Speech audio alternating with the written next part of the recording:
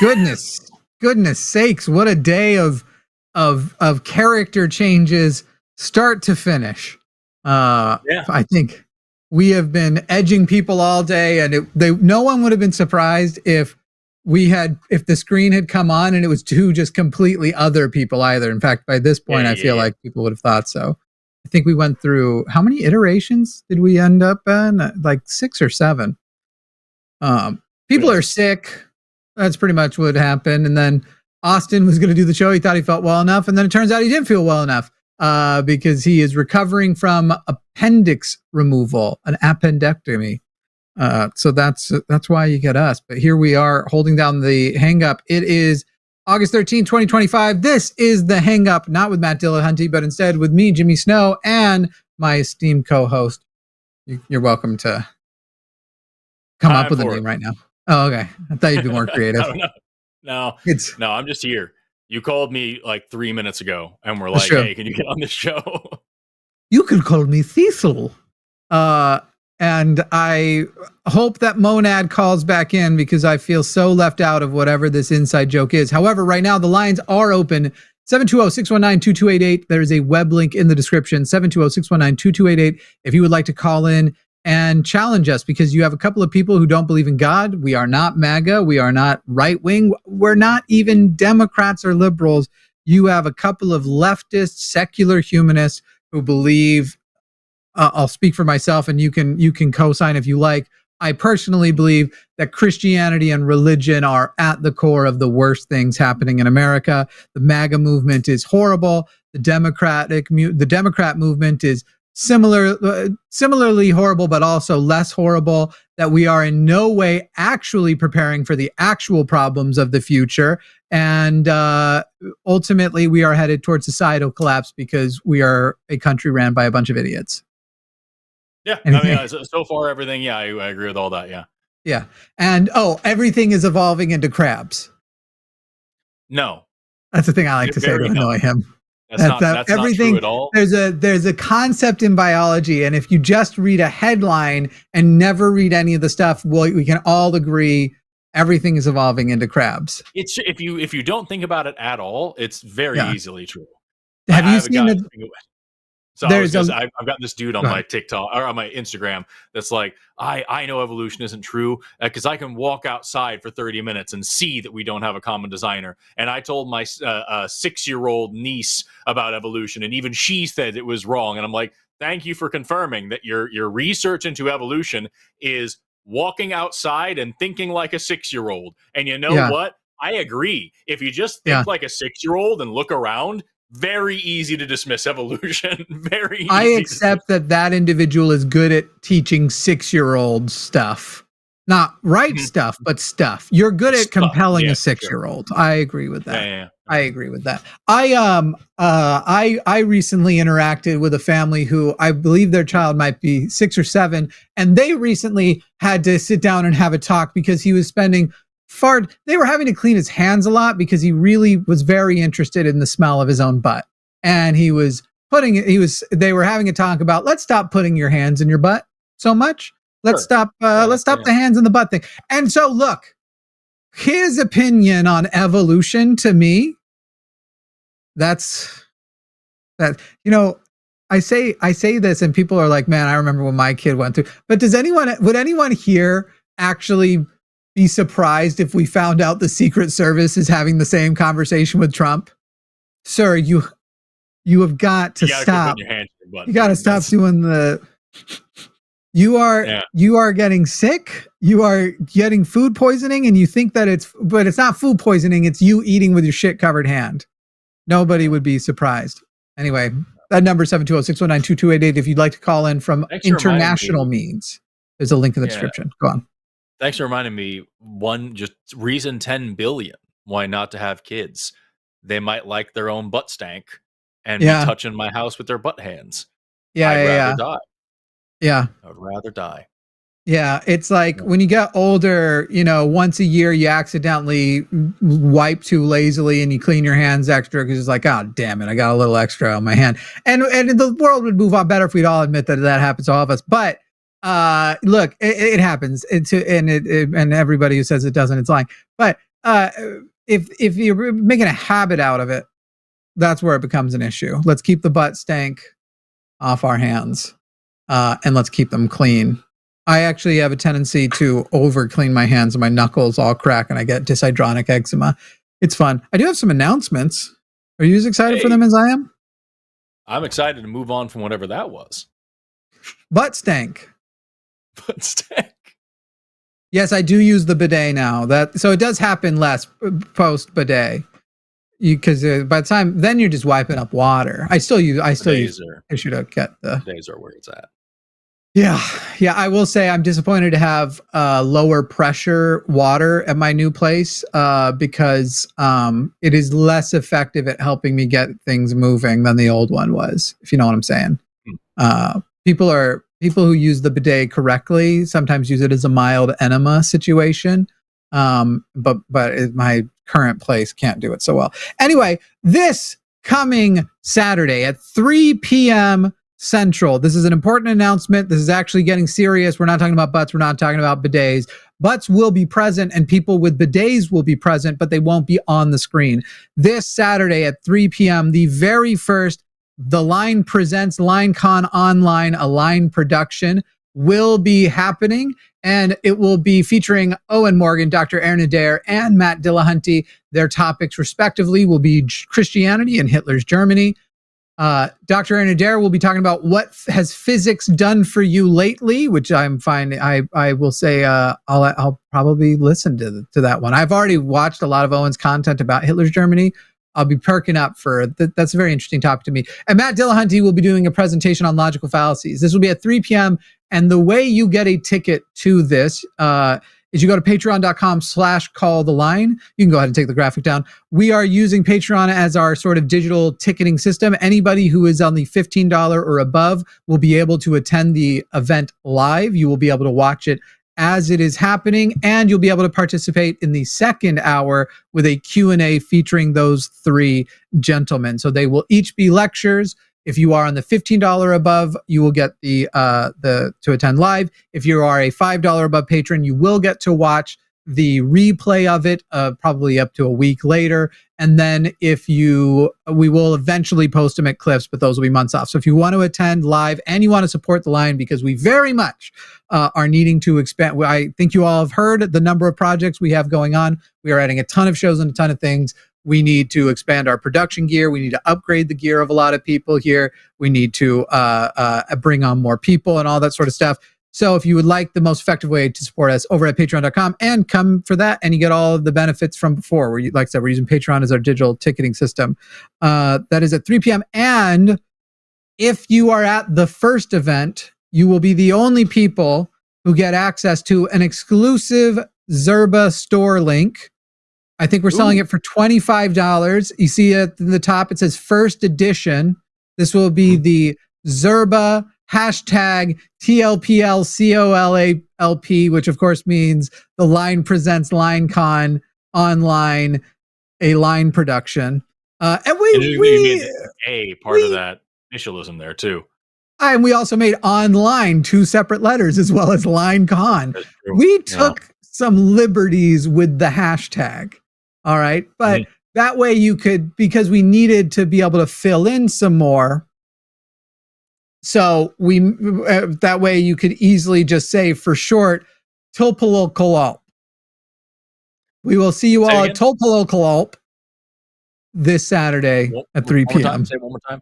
Tulpalokalop.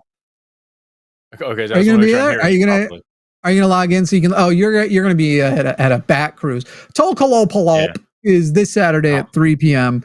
and you don't want to miss Tulpalokalop.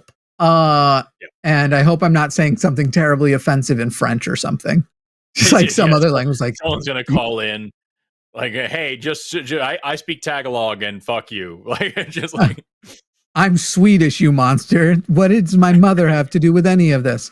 Anyway, we don't believe in God. If you do, let us know. Let's get a poll in the chat. Let's find out if anybody does believe, or let's see what we have already. Are you Christian? We have at least 4.5 people have said that they will call and defend their Christianity. And defend it might be a conversation, as long as it doesn't have to be an intense debate, but we have questions about your Christianity. So we'd love to see those people who've said they will call in to defend it, because Christians are not supposed to be liars. We would love to see you call in. And then the other announcement, tomorrow will be our 3rd ever episode, and you may not even know that this exists yet, but we have started doing vertical call-in streams, and we will have horizontal clips of them after the fact. But vertical call-in streams, which has a completely different audience, we have found out, a much stranger, more unhinged audience. Somebody tried to be a non-Christian Nazi. That was our first call on the first episode the other day. We are doing that over on what was previously my personal channel. I mean, it's still called Jimmy Snow. We'll be changing the profile photo on it at least soon. And but that's happening over on Jimmy Snow. We called that show Calling It Now, which does abbreviate to CIN. So that one is Sin for short. That one actually is pretty great. We're calling that one Sin. We'll see you all over on Sin. You don't want to miss the vertical tomorrow. And we do that show a little different. Rather than having a question or a general, like you're calling in to defend, we actually are posting our claim as the title, and it's on the screen, and people can call in if they contend with the claim. So on Sunday, Javon and I did that MAGA and Christianity are destroying America, and we did a similar one. Owen and I just don't remember what the exact title was. Tomorrow, we are going to do MAGA's obsession with trans is unscientific and creepy. And that will be myself and Arden at 5:00. What's that? Damn it. I said, I want to be there for that. That's gonna, well, you literally can be there as a member of the audience. But that's Arden and I. We're going to take over right after TACIS, and we're going to see who wants to call in. Anyway, that's over on the channel Arden. Jimmy Snow. There's what does she even know about trans issues? Yeah, that's right. Yeah, she's my token. As I've been told in the live chats on this very channel, I've made her second in command and heiress to the kingdom for all token reasons. I'm calling the line a kingdom now. And by the way, as far as Calling It Now goes, we still don't have an intro, so we are actually sourcing that. We want to hire somebody in the audience, somebody who likes the line and is passionate about it, to make that intro. So if you look in the description, you can go to qna.com/CIN intro. All the guidelines you will need. Do not make the video and send it. To send us a proposal with a price, we will pay for it. All the guidelines you will need to make this vertical video. Then you can send us the proposal of what you think the video should be and what you think you could make, as well as a link to other things you've made. You'll be able to go in and check that out. Arden, do we know why the screen calls aren't getting screened? Dragon had to restart their computer really quick. Got it. Because the auto screen is insane. See, we still have callers coming in, and they're hitting the auto screen. So it's just what the things like, please state your blah, blah, blah, blah, and they just say words, and then it just transcribes them. And it's wild. It's wild to read. The people who follow the instructions correctly are doing quite good at it. But most people don't follow the instructions. Not most, but then they're the people who are like, I'm not telling you my name because I don't do pronouns. And you're like, well, that's not how it works. Anyway, do we read super chats on this show? Yeah, we do. We'll do $5 and above unless there's not enough. Yeah, I know. I wanted to read one early because that's a great. I see it. Please don't hire the same person who did the logo. I see it. Which it's guys. We've said if by the end of the month of August we have more than 2,000 paid members of Patreon, I'll make the logo Zerba. But I would like to point out there are 300 graphic elements to all the things we do between every piece of every live show. And I've made 290 of them. So it is, I do find it funny when it's like, okay, yeah, the one you guys don't like means we should never hire me to do a graphic again. But fair enough. I don't feel like doing graphics. Yeah, I mean, this whole page you see right now is actually my graphic setup too. I mean, I didn't invent whatever font that is. Is that Arial or Montserrat? That looks like Arial. Remember. I am realizing as I see it that our banners with the phone numbers look a little stretched, but we're going to be changing all those elements soon too anyway. But we'll make it. First, folks. We'll make it. Yeah, no, that's not first. We've talked about we're doing a brand refresh soon. Right now, I'm finishing the launch of the new show. Second time, folks. have this awful bug bite in the seam of my elbow, and it's really bugging me.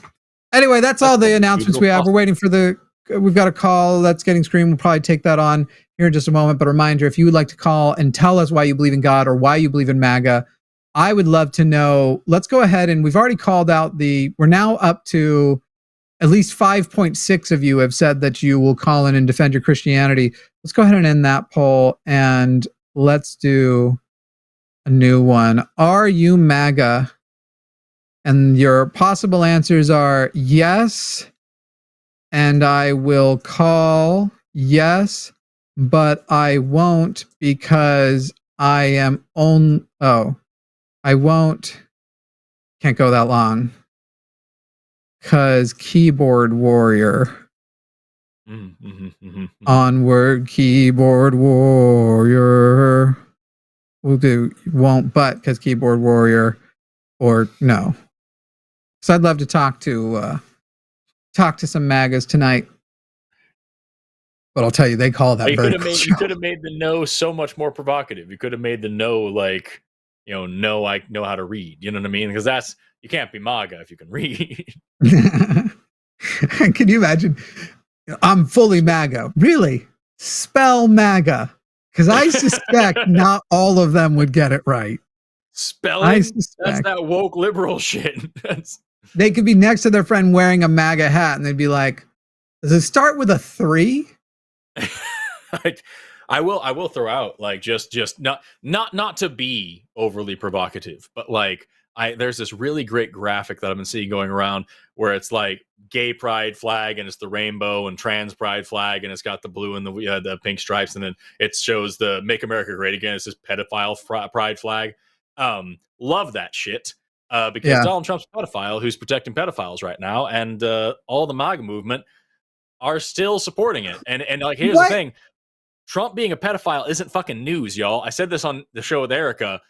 He's been a pedophile the whole fucking time, and he's been very clear about it for years and years and years. He's been creepy as all fuck. And y'all were over here talking about, oh, Joe Biden likes to sniff kids. I have this misleading image that looks like him sniffing a kid at this funeral where he's clearly comforting his child. Like this is a big thing. He's this creepy guy. And then meanwhile, you've got Trump saying out loud with his mouth that he's going to date a 10-year-old girl in 10 years, and saying out loud with his mouth about his infant daughter that he hopes she grows up to get her mother's tits. And that when his daughter was a teenager, and then when she was a teenager, saying that she's so beautiful, if they weren't related, he'd be dating her. And then also saying that the best part about owning the Miss Teen USA pageant is getting to walk backstage where all those children were getting changed and seeing their incredible bodies. And he got to go backstage and see these naked children because he's the owner of the pageant. So technically, he said that about Miss Universe, and then Ivanka was asked off the record, and so it's been reported. And so we don't have a sound clip, just that it's been reported whether or not he does that at the Miss Teen USA. And between that and something else he said at Howard Stern that wasn't specifically that he goes and he sees the girls naked. Technically, the one where he's like, I walk in and inspect the contestants, that was Miss Universe. But he did imply he still does it at Teen Universe, and Ivanka seemingly has confirmed it. The Howard Stern clip he is talking about, as far as I know, correct me if I'm wrong, he is talking about Miss Teen Universe, and that's the one where he specifically says you get to walk backstage in the dressing rooms and you see these incredible bodies. That was all in the Howard Stern interview, talking about specifically Miss Teen USA pageant. I'm almost positive that you are wrong, but I'll double check it real quick. Do double check, because I don't want to say that shit if I'm wrong. Like beyond that, tell me what kind of innocent person has the FBI redact their name from the Epstein files. Here's the fun thing. I know MAGA loves conspiracy theories and they love to just make assumptions and shit like that. I'm gonna do it too, because he went out of his way to redact his name from the Epstein files. Every single thing when those files are released, every single redacted name, I'm gonna assume that it's absolutely says Donald Trump. If I don't care what it's talking about, if it's redacted from there, he has now opened the door to say that's probably him. What are you telling me? What am I wrong? April 2005, he said of the Miss Universe organization, I'll go backstage before a show and everyone's getting dressed. No men are anywhere and I'm allowed to go in because I'm the owner of the pageant. You see these incredible looking women. I sort of get away with things like that. So still sexually predatory. Now, a contestant in 2016 who was a contestant in 1997, Mariah Belado said, told BuzzFeed News that Trump entered their dressing room multiple times during changes, with some people as young as 15, and she recalled him saying something akin to, "Don't worry, ladies, I've seen it all before." And so I think that's where these two stories have sort of like merged a little bit. Interesting. Let me do some more because I don't want to say that shit if I'm wrong. I appreciate you correcting me. The other ones you were right on. These are the ones where I'm like, if we're even slightly off, people can easily dismiss us. So I had already been extremely careful looking into it for myself before making sure I wasn't doing the same thing.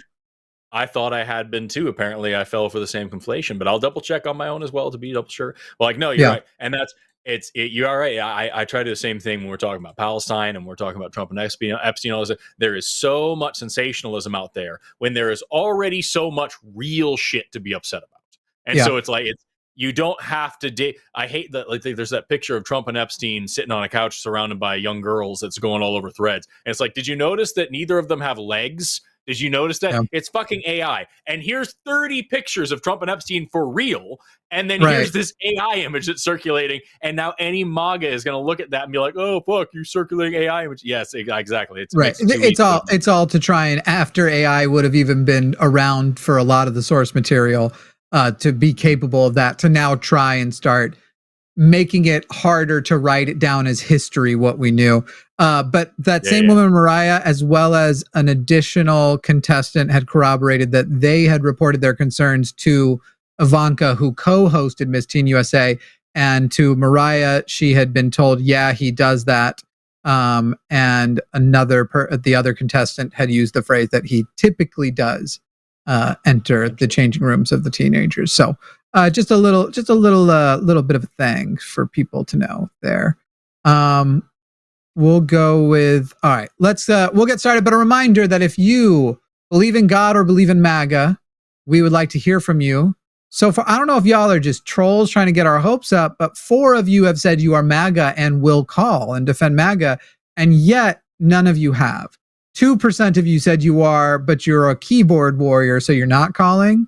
And I get, look, at least you told the truth here, and obviously a large portion not. But am I surprised that we're up to 4 of you who are MAGA who said you'll call that aren't? No, because when was MAGA about being honest?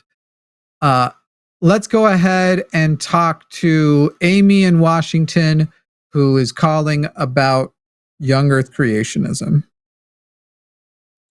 Amy, hello. You're on the line with Jimmy and Forrest. Hi. Hi. Sorry, I'm if I am hard to understand sometimes, I have really severe anxiety. So, and the questions that I have for Forrest are hard questions for me, but are brought up because I was raised in a evangelical fundamentalist young creationist family that had a lot of really strict rules, and God was the only way, and there's a lot that goes into that. And I escaped from it when I was 19 and struggled with understanding the world because I have a homeschool education, so I don't know a lot. But my ex-husband introduced me to Reacteria, and I've kind of fallen down a rabbit hole there. But here's my question. Shame on him. I'm sorry? I was saying shame on him. I'm just downplaying my content. I'm being stupid. Sorry. Oh, no, you're fine. I'm stuck because I turned to paganism and the Greek deities, but my ex-husband is atheist now, so we have lots of discussions, and I'm at that edge where I almost feel like I could step over into atheism, but I can't make that step because my brain has to believe that something's out there. But at the same time, what's your question for? I'm curious. Then what the question? I assume this is coming to an evolution question or something, because I've comments already that I'm trying to not kind of jump in on. So I'm wanting to like get to the question, and then I'm taking notes so I can get to my questions. What's the question there for Forrest regarding? Because it looks like you're calling in about young Earth creationism, and you have questions about that for Forrest, right? Yeah. So coming from my perspective, being raised where it was only God and evolution and the Big Bang Theory are false and untrue, and everything that is said is wrong. But I keep listening to Forrest talk about evolution and stuff like that. So my question is, how do you reach the understanding that there isn't intelligent design? Oh, great question. Yeah. Or how could I like explore that? Yeah. So first of all, really quickly, I just want to say kudos to you for calling in, even though you have anxiety. That's a huge thing. That's an incredible step. Nothing to be nervous about. Jimmy's very nice, and I'm an idiot, so don't worry. But I just want to give you a shout out for that. That's cool. He's lying to you a lot right now. Second of all, is I understand a lot of where you're at. I was raised pagan. I want to ask you why you went with Greek gods specifically, but we'll get there in a minute. But yeah, I was raised pagan, and so I probably held a lot of the beliefs that you do at this moment when I was a kid. And now as a staunch anti-theist, atheist, and biologist focusing on evolution, all these things, I feel like I'm specifically equipped to answer where you're coming from here. As far as like indication that there isn't intelligent design, of course, it's any kind of atheism is important to point out that, like, I'm not necessarily saying that there absolutely isn't, because there could possibly be. It's just that if there was an intelligent designer, that dude is dumb as all hell and is doing a really stupid job going way out of their way to make it look a whole hell of a lot like things weren't intelligently designed. So unless there is a designer that is primarily focused on making designs that look evolved and look unintelligent, then I don't think there's any reason to accept it. And you can take a great example that creationists love to point to is the eye. And they're like, oh, well, the human eye is so spectacular and so intricate and so blah, blah, blah, blah. And therefore, it must have been evolved. Okay, why are our retinas backwards? There's a question for you. Just to start, if this is such a perfect design, what's going on with that? Because what happens is you have these, light-sensitive cells in your eyes, and they each have to have a nerve that's connected to them, a single nerve fiber that comes out of them, and then those all bundle together to form your optic nerve that then goes back to your brain, right? And so if you look at a cephalopod, which is like octopuses and things, right? You look at them and they've got the retina, the back of the eye, and they have all these light-sensitive cells all in a line, and the nerve comes out of the back of them, and they all come together, and then they go straight into the brain. Super easy peasy, right? Makes total sense. If you're an electrical engineer, that's how you design it. Meanwhile, ours, the cells are there in the back of the eye. The nerves come out the front of the fucking things and have to cross over them. And so now you've got the nerves getting in the way of the damn cells. And then they all come together to form an optic nerve, which means they have to pierce back through the retina. So you have this massive hole now in the retina where you're not getting light there. There are no possible cells because you got the nerves all passing through it. And then they don't go straight to the brain. They have to go down into what's called an optic chiasm. So they have to cross over each other and pass now to the opposite sides of the brain and go all the way to the back. The very back part of your brain is where your occipital lobe is, and that is where you process sight. That's where your vision, your visual cortex is located. So if this is an intelligent design, what kind of intelligent designer builds a camera where the wires get in the way of the lens and have to cross across the entire fucking camera and turn around backwards and upside down just to get a point where it can make a picture? That doesn't make any sense. And you can go on and on from there, but I think that's a great place to start. If this is so intelligently designed, why on earth would this intelligent designer work so hard at making something that looks like it evolved, that looks like it's a couple billion years of good enough, not special perfect design? That's one way that I would start with that. And you can look at a million other parts of your body that have similar, evolutionary history. If you know how to read your body, you can read the evolutionary history written all over it. And there's lots of little things like that. I think that's just an easy one to start with. Amy, if I can get it like down to an even simpler concept, getting away from creationism and all of that, when you're asking just how do you feel confident saying something wasn't the explanation, I think you'll find in your own life, you find comfortable eliminating explanations for things all the time that are, say, magical, even though you didn't actually witness the event. So if you were to walk into a kitchen that a lot of people had access to, and you saw a bowl of cereal on the counter, would you feel uncomfortable eliminating the possibility that magic fairies that pour bowls of cereal put it there? Like, truly, in a pragmatic sense, would you feel at all uncomfortable being like, as you started trying to figure out who the bowl of cereal is for, would you pay equal respect to finding out if the fairies put it there versus if somebody poured it and it's their bowl of cereal? No.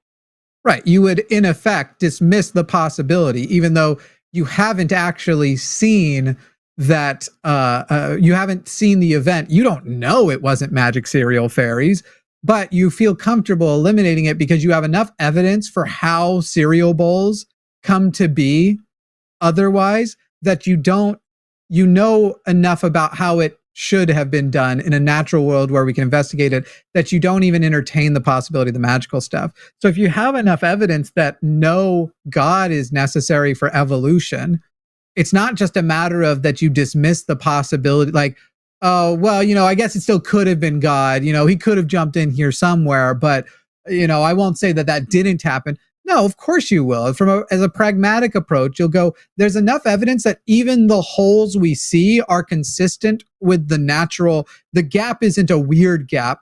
We just still need to understand that gap.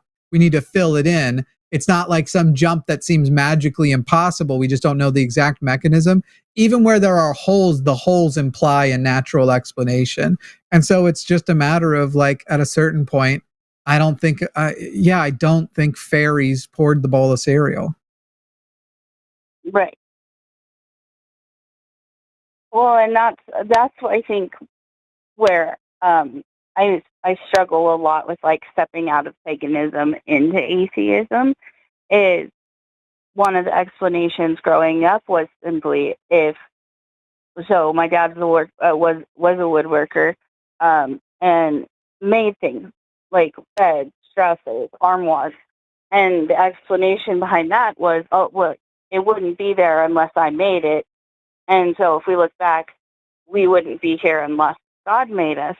But as a child, I was ostracized a lot as a child because I questioned that. They tell you to, I don't know if you know this, but they tell you that once you do good and you get baptized, and you read the Bible, and you are involved in the church, that the Holy Spirit's going to fill you up, and you're just going to feel all this love and amazement. And the thing is I don't feel that ever. I've never felt it. And I've been baptized twice. I've gone to so many churches of different denominations trying to find this God that I was told exists, but I can't find him. But to step off into atheism feels like a very scary step because I just don't understand everything. I'll be honest with you, when I first moved out of my house, I thought Milwaukee was in Russia. Like, that's how bad my home may as well be. It's a nonsense place. Your story sounds a lot like my wife's. She was raised, she calls it Babdicostal. Super, the speaking in tongues and waving your hands, and she, people at her in her church would, fall on the floor and writhing around and all these things. And she was very, very devout. She believed strongly. She was the most religious person in her very religious family. And she never spoke in tongues, never had like a big full body experience, never had these crazy Jesus seizures, never any of that. And she wondered what she used to cry about it. She'd be like, why doesn't God love me enough that he wouldn't give me all these things? But she refused to fake it. And she kind of came to the conclusion after a little while, I think all these other people are faking it too. That, or they've convinced themselves they're not. They've got themselves worked up so much that this is what's happening. Before she was even an atheist, that was what she was taught. She was like, this seems more like what you want to have happen than what any God would want to have happen. And at a certain point throughout her own deconstruction, which is a whole other story, she got to a point where she was like, okay, so I can now reject the God of the Bible and I spent my whole life learning why every other religion is wrong, so I don't have to explore any of them. I can just, I guess there's nothing then. And she was able to drop it pretty quickly. And so, like, it sounds to me like you're in this situation now where you are looking around at your own community and you're like, this doesn't really work for me. And you are trying to find something to kind of fill in that gap, and that's super common. The deconstruction stories that I always hear is like, no, every single word of the Bible is absolutely true. And then, okay, so some of the parts of the Bible are a little bit more poetic, like the really obvious unscientific stuff and all the stuff about genocide and murder and slavery and all that stuff's not real. Well, if that stuff's not real, then like maybe some of the stuff about like, you know, divine love and Jesus, that's also not real. It's more poetic there as well. But there is still, it's not really about the Bible. It's about the relationship with Jesus. And then it's like, well, actually, it's not really this Jesus guy. It's really just about God as this general vibe. And Jesus is just kind of a story about that. Well, you see, God as a general vibe is kind of an understatement, because really it's just like being in touch with the spiritual world out there. It's about, there's something bigger than us. And you know, science, magic is just science we don't understand yet. Sounds like this is about where you are. And then you get a little bit past that. It's like, okay, well, you know, there's still, even if there isn't any of this magic and there's none of this pantheon, there's none of these gods, at least I know that there's still some sort of force connected. There's still something out in nature holding everything together. Something kind of like the Force in Star Wars, but more like a druid situation. And then you go a little bit further than that, and you get to, hey, actually, there's a logical and natural explanation for everything, and the things that I don't have an explanation for and I don't know doesn't mean that I can't know, and doesn't mean that it is magic, so I shouldn't really implant magic in that. And then surprise, you're an atheist. Well, you're welcome. We have existential dread and dick jokes. Congratulations, you're part of the club now. And so that's for me, it sounds like you're on that path, and I've been on that path. And I think that once you start applying the same laws of logic and reasoning and morality that you do to anything else as you do to this religious belief, to this spirituality or whatever like that, you'll drop it in a heartbeat. You don't know a lot about the universe. You don't know a lot about science, history, geography, whatever it may be, because your upbringing. Fuck, that sucks. I'm genuinely sorry. But you certainly aren't going to have someone approach you with some calculus and be like, hey, maybe there's a fucking math fairy, right? You just, all right, I don't understand this. I hope to someday. And so when it comes to evolution, the laws of the universe, where the universe came from, all this other stuff, I don't think it's necessary to be like, hey, maybe Zeus is real. It's more necessary to just be like, yo, this is shit that I don't know. I've been robbed of my education, but I'm not going to let that hold me back. I am so excited now for the opportunity to go learn cool shit. And I'm going to go do that now. Yeah, Amy, I think if I'm picking up what you're putting down, taking like your whole story together, I think the thing that maybe somebody needs to tell you is you don't have to. If you tomorrow decide you're an atheist, you don't have to launch a call-in show and start debating religious people. Yes, you don't have to be ready to debunk other people's religious claims. And it's funny because like a lot of what you're describing is a discomfort with being confident or to take on a belief system of a claim that you're not confident in. And yet you're in one as a pagan and you wouldn't be in one as an atheist.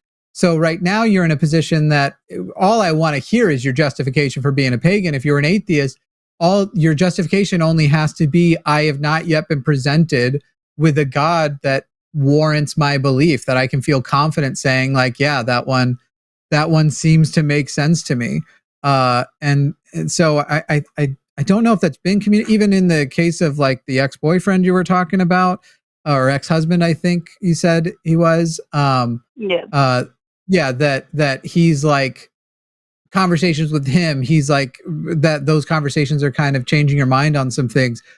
You don't have to be in that position. You just need to be in what's the honest position for you. And that is what I think most atheists are in. So I haven't seen the evidence that compels me to believe in a God. I am curious if you want to share it with us. You said that you believe in the Greek pantheon as a pagan. I'm curious, as far as what you are taking on as beliefs, growing up Christian, I would assume that you've seen why the way Christianity instills beliefs into people is flawed. So I'm curious what you get out of paganism that wouldn't be built on the same type of foundation. Obviously, not literally the Bible, for example, but it is a faith claim. And at the end of the day, all faith claims, no matter how harmful they are, do have a level of equality that you can't call out anybody else for believing on faith. It's the limitation of progressive Christianity, for example, and wanting to call out fascists who are using their Christianity. Like, well, you've said faith is an okay basis to build your house on. So I'm curious if you want to share that with us, what your justification would be for a belief in a Greek pantheon that your disillusionment with Christianity shouldn't have actually covered.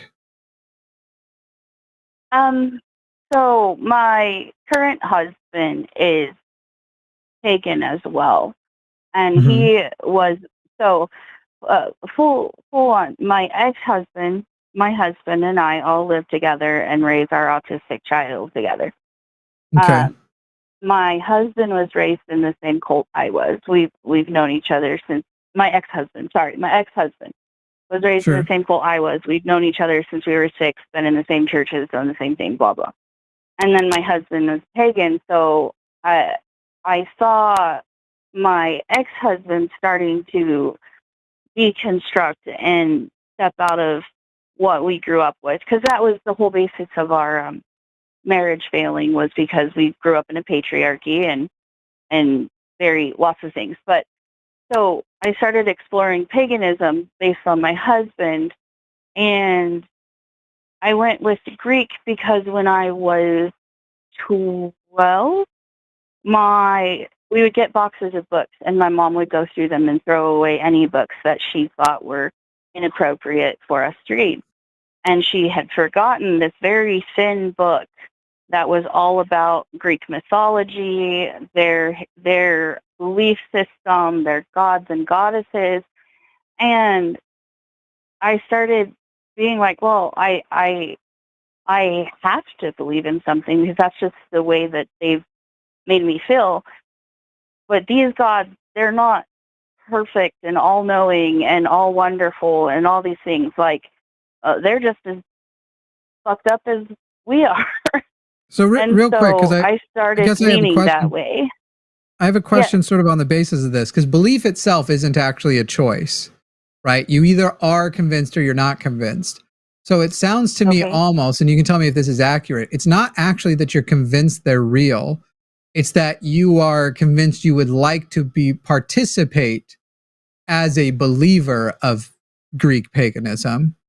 And so you are identifying as a believer with and getting the benefits of identifying as a believer and affirming that you are a believer. But if it came down to, do you actually truly believe, you can't say that you're convinced that Greek paganism is true. Is that correct?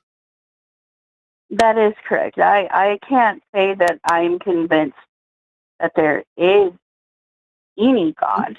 What will be the consequences in your community if you tell them, I don't actually believe this, but I'd like to continue participating in the activities and the rituals because I like this community. I'm not finding any, like, I hope that there's a lot of Greek pagan Nazis out there. I assume you're not one of those.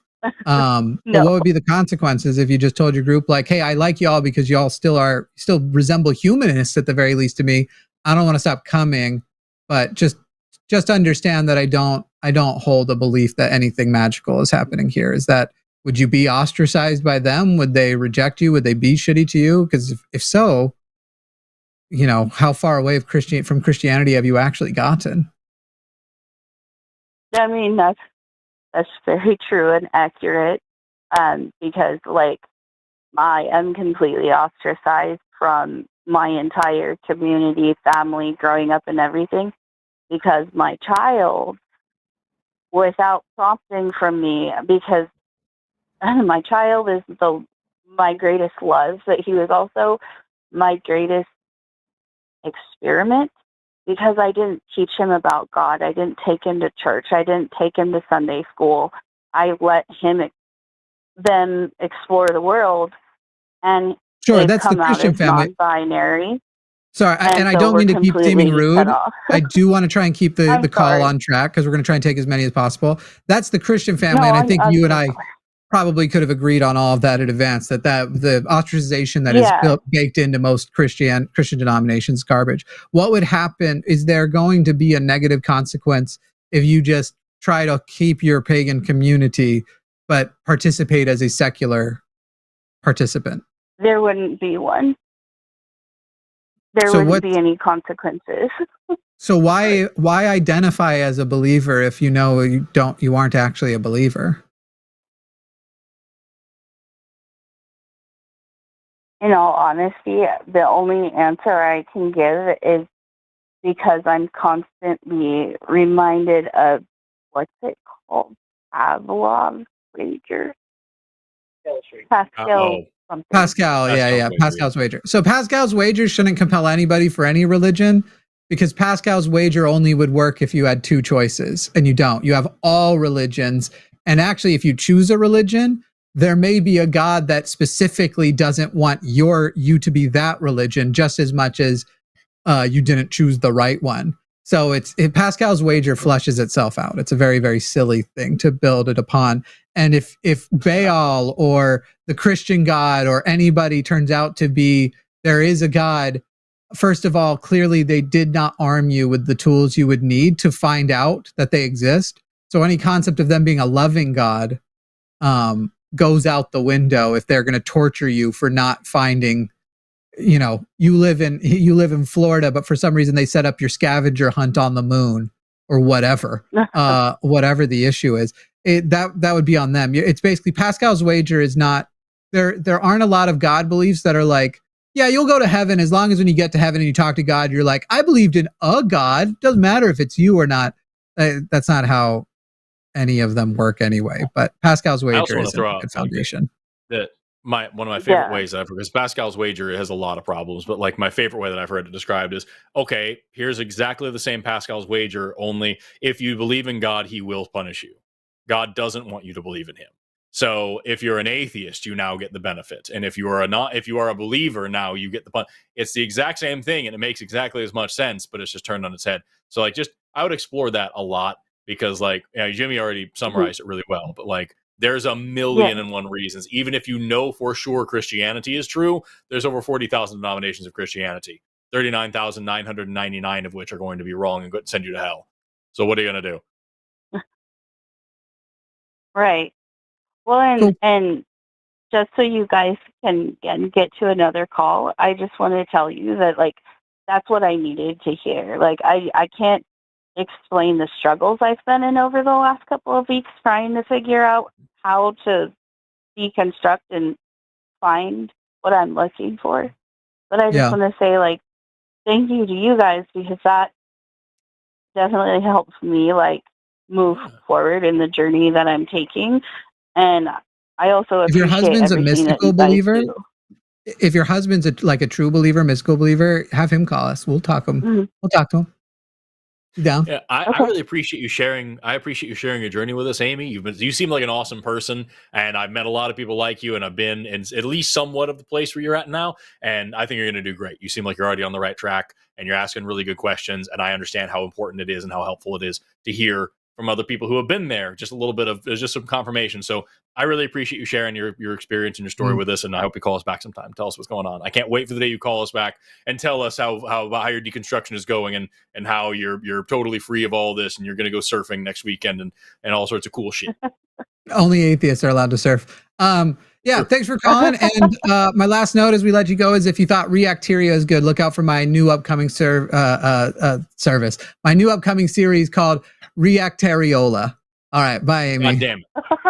All right, bye.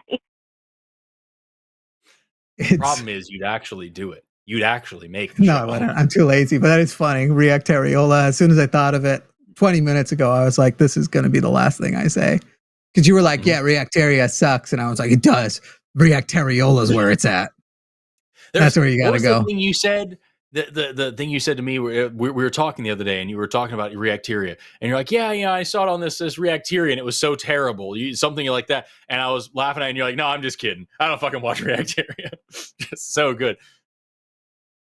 I don't remember at all. I probably was quoting what somebody else told me they saw on Reacteria. I don't know. Yeah. Oh God. I have to have so many conversations for a living. It's so annoying. Don't go watch my show. I hope you don't watch it. I've heard Reacteria is wonderful, but I think Reactariola, it's just going to be me doing your exact script, but I'll be wearing a bra where you can just see a little bit, just a little bit peeking out. That thing that everybody loves. That's the best. Anyway, here we go. I salute the areola. Let's see. I want to go. I'm waiting for the MAGA people. Okay, this call seems. Line 10 that came in, that's fantastic. And then also line 7 sounds like a fun time. And line 6 would be pretty quick. Yeah. All right, we'll go line 10. Hello, Michelle. You are on the line with Jimmy and Forrest. How are you, Michelle? I am fantastic. How are you, sir?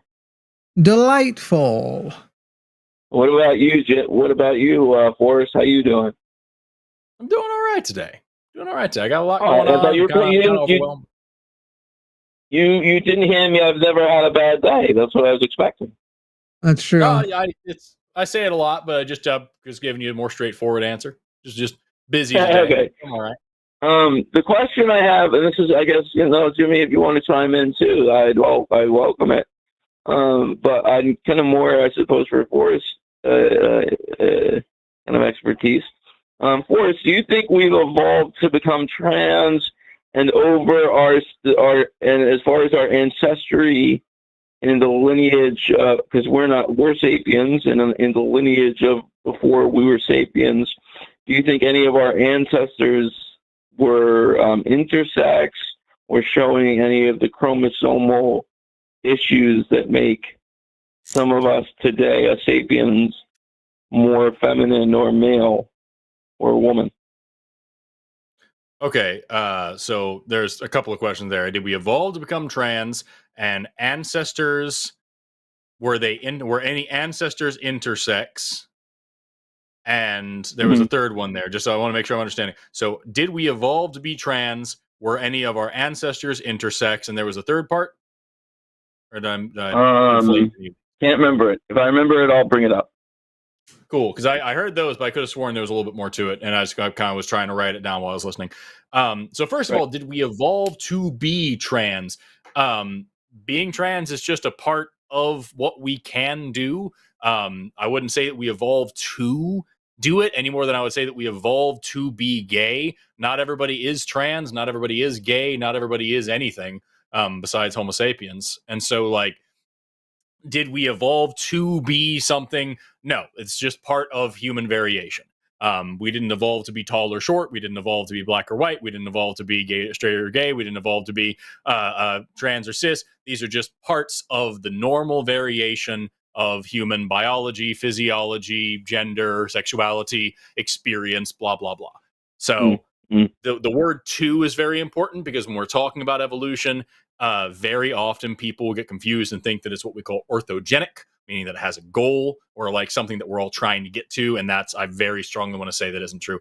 Now, that isn't to say that being trans isn't a natural state. Of course, it fucking is, very obviously, which leads to the other thing. Were any of our ancestors intersex? Certainly, there were intersex individuals amongst our ancestors. There are intersex individuals amongst pretty much every species which has any kind of sexual dimorphism or variation. We can see intersex characteristics all the time, all over the animal kingdom, certainly in humans, and absolutely makes sense that some of our ancestors, back in the day, other species of humans, other species before Homo came along, would have also had some intersex variations as well. So that's also very obvious. Yeah, probably true. So that being said, it would be genuinely unbelievable to me if nobody in the human lineage was ever, there were no intersex people ever before humans came along. That being said, do you think it's ever been in the lineage of our ancestors, Homo erectus or anything like that, or even maybe, well, no, I won't go there, but Homo erectus or anything like that was actually could breed and have children with other intersex, whether it be if they had the same, every kind of, I don't know how to really put this question, but the males would have wombs. Not all intersex people are infertile. Sometimes they are, sometimes they're not. So it would make sense if two intersex people were to have children and both of them happen to not have a fertility issue that you could pass on. There's all sorts of shit like that. There are, to take something that isn't an intersex characteristic, but when we talk about chromosome number 2 in humans, and we talk about how it's a fused chromosome, from our common ancestors with chimpanzees, and we can tell there's what's called a Robertsonian translocation. There was a really interesting case study that I learned, in grad school about this one family where everybody had an extra fucking stacked chromosome like this, but it just so happened that none of them were expressing this until they had a male child in the family that now suddenly was expressing all of these, the issues with their all these genetic issues, and they looked into why, and they were like, oh shit, it turns out this is what this guy's been born with, and their mother had it, and their grandmother had it, and probably, they were able to go back and do a couple of generations of genetic testing, and who knows when that started. It could have been, countless generations back. And so, yeah, there could be things like that went on. I don't think we have any evidence of any of that affecting human evolution as a whole. We're pretty typical in terms of all that. So nothing really extraordinary or weird. Real quick, there. Hey, Michelle, have you called the show in the past? I have, and I'm trying to get on a better footing with the show because I'm in a really good. Michelle, were you not banned? I called again and it went through. Okay, so I'm going to mute you there. And we're just going to actually cut off here, and I'm not going to try and humiliate you and explain to people why you've been banned before, but we're going to end the call here to not encourage this. If you're wanting to be, we can talk after, but if you're wanting to be, okay, so Michelle, if you're not even going to listen to the remainder of what I have to say, I would say now what I'm going to tell you to do probably isn't going to work. I was going to say, if you want the potential of being unbanned, you need to send an email to contact@qanaline.com. Show us in that email that you adequately understand what you did wrong in the past and how you're going to be different in the future, and we will then consider it. Having now completely terminated the call prior to that, when I muted you, I think you've now added another level before you're not going to be able to do it. But no, we're not going to encourage people to try and bypass that, even if this time they're on their best behavior and have an interesting topic, especially when it is not a short history of what happened in the past. But I would love to know where that was going, because like I when it first came to have we evolved to be trans, I was expecting the bioessentialist, like, aha, so you say clearly that like sex is this super binary thing that's super necessary. They weren't transphobic. If you're thinking I'm implying that they're going to like that was heading toward a transphobic thing, it wouldn't have been that. But like I said, we can talk after, but we're not gonna publish. It would be counter to the exercise to further discuss. That's where I assumed the call was going, and I was trying to be very clear. Like here's the science. Where are you trying to go? I want to know where this is going to. I'm just not going to give you the answer that you want of like, no, of course we didn't evolve, or like, no, there are no intersex people ever. Like what? Like I just want to hear where's it going. Sure. And now I'm curious. I'm left hanging. Michelle over here, blue. We'll all be okay. There's other calls. Hey, by the way, we're now up to 8 of you. No. Sorry, 20 of you in chat have claimed to be MAGA and that you will call. At least 20, and yet the line runs so dry. The MAGAs are not there. We have some other theists. We have some other people with strange topics calling in. But we don't have the MAGAs. So do I have 20 people lying about being MAGA in chat? I think that the only people that would do that, like if you're lying about being MAGA, it doesn't seem like our audience would do that. So what would be the purpose? It seems to be more likely we have 20 people who are MAGA in chat who are liars and aren't going to call in, but want to pretend they have the confidence to do so, that they are not mere keyboard warriors. And we would like to see what you have for us. I am excited to pop into see line 9 or 6 if you're using the abbreviated one. I usually look at the left one. Yeah, no, I did, and I even put in the Discord that one looks all sorts of fun, especially when you look at what the pronouns on that person were before they were just shortened to he, him. Yeah. All right, let's try this out. All right, Rack, you've got us. We're interested. We're on the line. You're on the line. Rack, you're on the line with Jimmy and Forrest. Go ahead. Absolutely fantastic. Yeah. first-time caller. Love this show. I've tried to call in a couple of times but haven't got through, but I'm just really happy. Great, here you are. So are you interested in my little comment down there? I went to India when I was 13 years old with my dad and mum, and we travelled around there. He was researching history for books that he writes.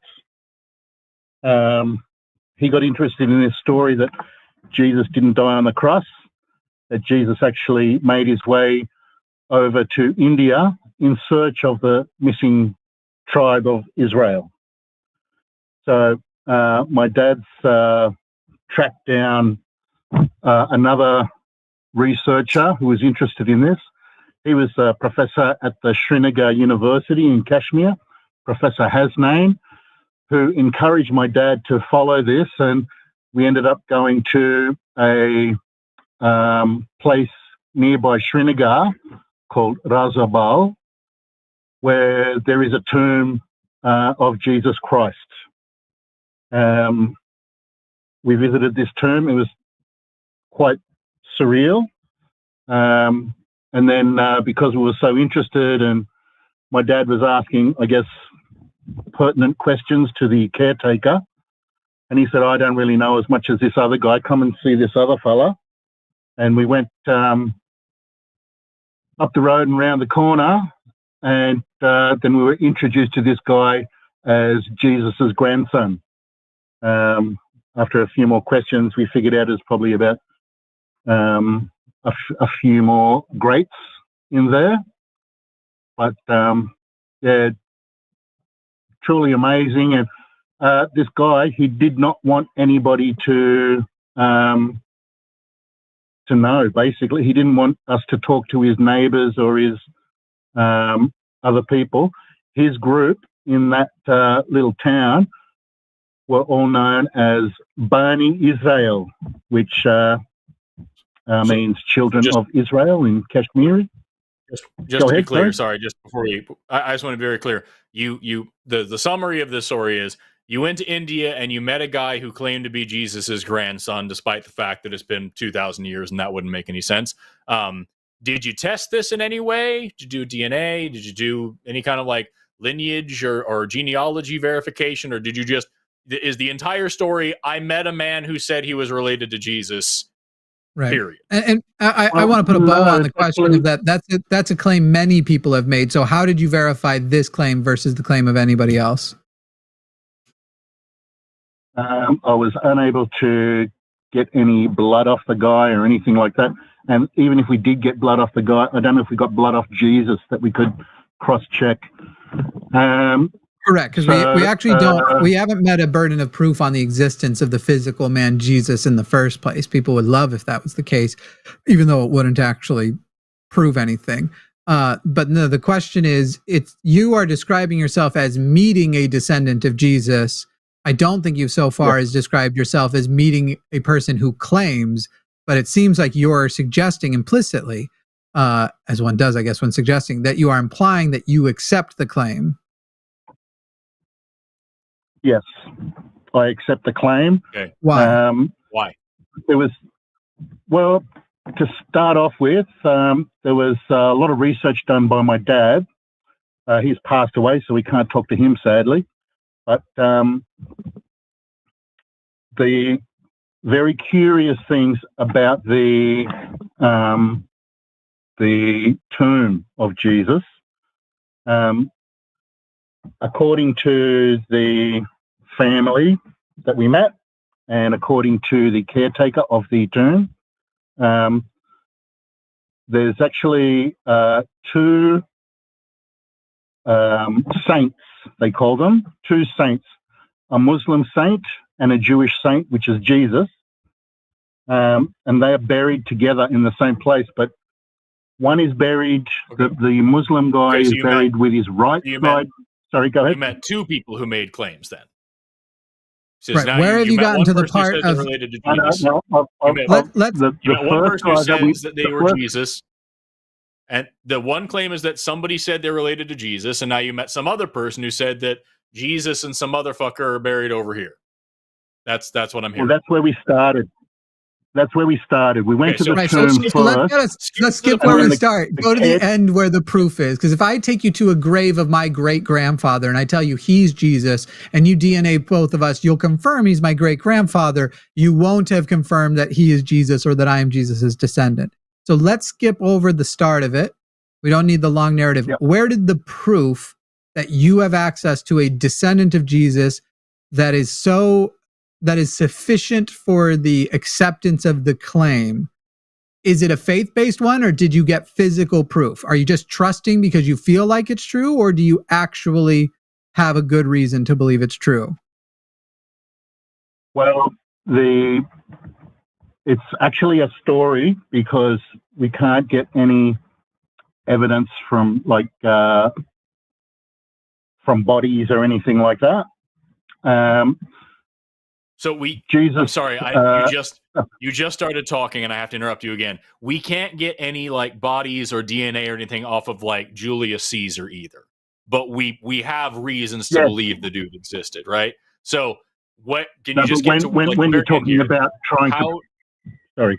How do you know this person was actually the descendant of Jesus? Let's just start there. What is the thing? I know there may be many things. What is the best reason to believe that the person you met was actually the descendant of Jesus?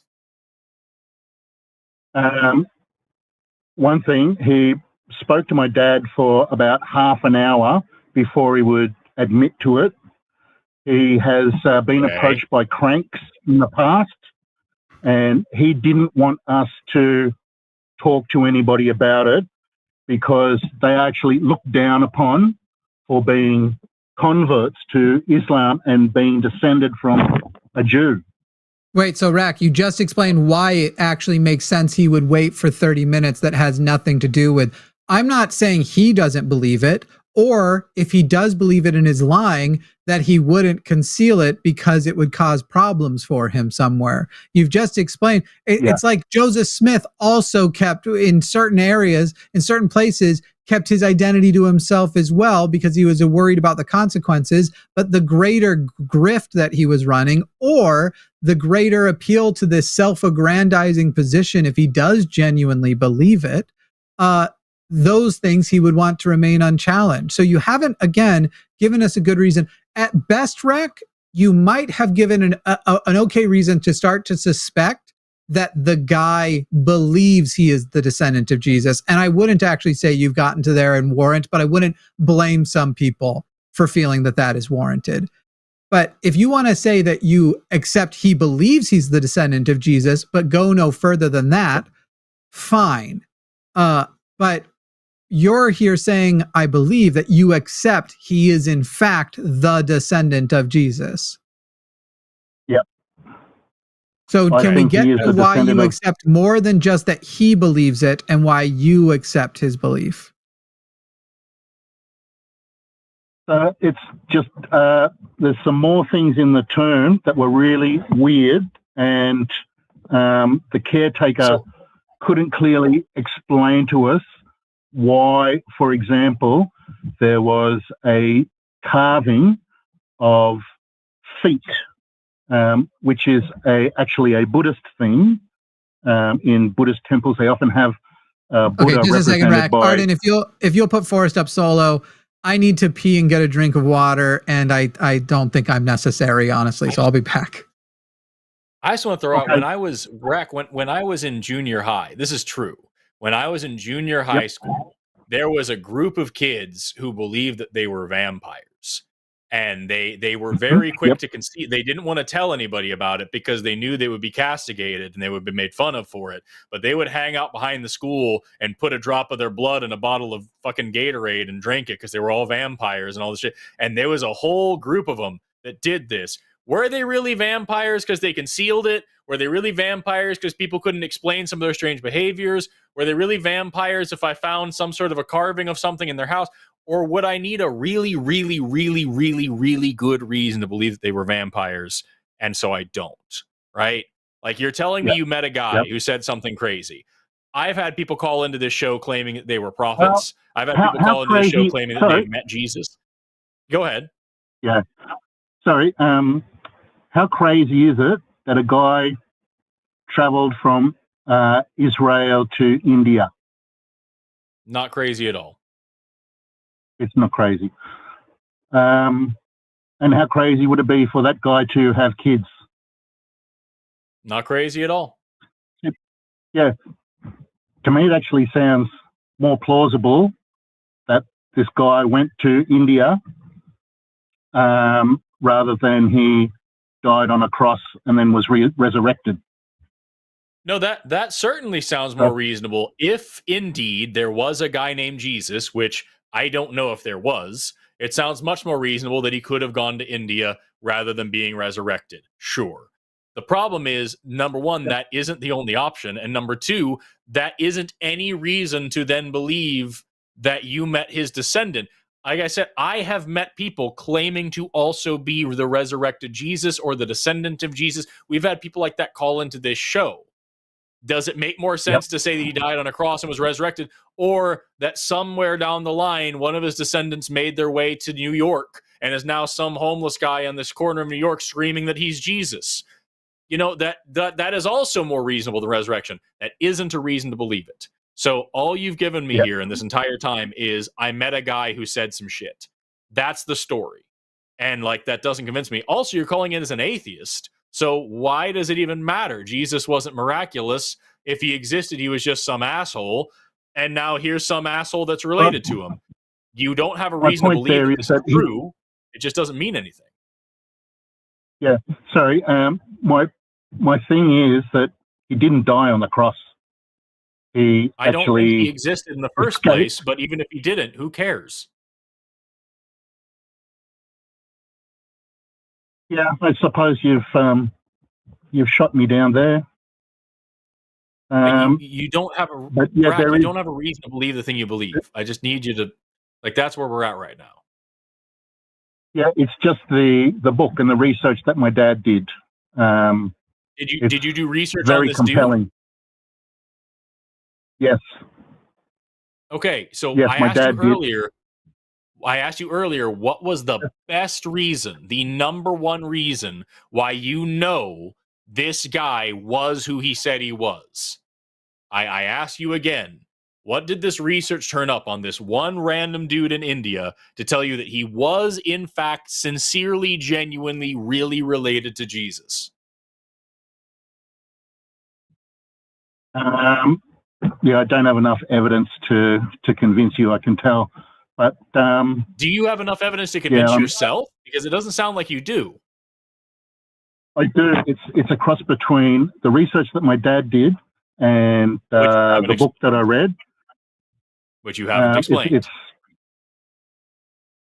Which I was unable to explain. Where was that research? You keep using the word research. Where's that published? I'd love to read the peer-reviewed articles. Faber Kaiser. Jesus died in Kashmir. Jesus died in Kashmir, and it was put in what? What is the name of the history journal? Faber Kaiser. My dad didn't write any history journals about Jesus. My dad read them. I read them. We just read lots of. Oh, I'm sorry. So you guys were doing research, but you didn't publish your research. No, I'd say I'm. So it's on the same level of the research I did into areolas the other day. It's just up here. Nice. I like that too. If I tell you now, Rack, and yet you're ruining racks for me. Rack, if I tell you at this moment that I'm related to Abraham Lincoln, do you believe me? Yep. You do? It's very possible. It's very possible. Yeah. I didn't ask. I asked, did you believe me? Do you believe that? Sorry. Do I believe that you are? Are you being sincere? Is that real? I don't know your family history at all. If I tell you right now that I'm related to Abraham Lincoln, would you believe me? Sure. Okay, well then that's why the exact reasoning you're using at this moment is the exact reasoning that you're believing in this guy saying he's related to Jesus. You're just taking some asshole's word for it without caring or checking at all. And you say how that are you you read an a book. atheist? You say you you say so you what read I a wanna book and say you is- say your dad looked into some stuff, but at the end of the day, you're giving me like the kind of like earth in upheaval conspiracy theory bullshit of just like, here's this random guy we don't know existed, and here's this random situation that we don't know is true, and here's this other asshole I met one time who said he was related, so therefore clearly this must be true. This is just gullibility, Rack. That's all that you're giving me right now. This isn't actually evidence. This isn't a reason to believe anything. Rack, how are you an atheist? Considering that trust me, bro, seems to work for you, why are you not, how are you not convinced that God exists? I never believed in God because I guess my mum asked me to go to find out about religions. My grandfather was an Anglican minister, and so you don't believe the guy's the descendant of Jesus Christ. You believe he's the descendant of Jesus dude, right? Because you wouldn't believe in the concept of a Christ. Jesus dude. Yeah, Jesus dude. Interesting. All right. Well, good luck to you, Rack. I'm going to go and research other racks to make myself feel better. And yeah, go ahead, tell Forrest. you, Rack. I can tell you this story isn't true. I am the descendant of Jesus, and I know everybody in my family, and that guy's not in it. So now you have equal much evidence against what you're saying.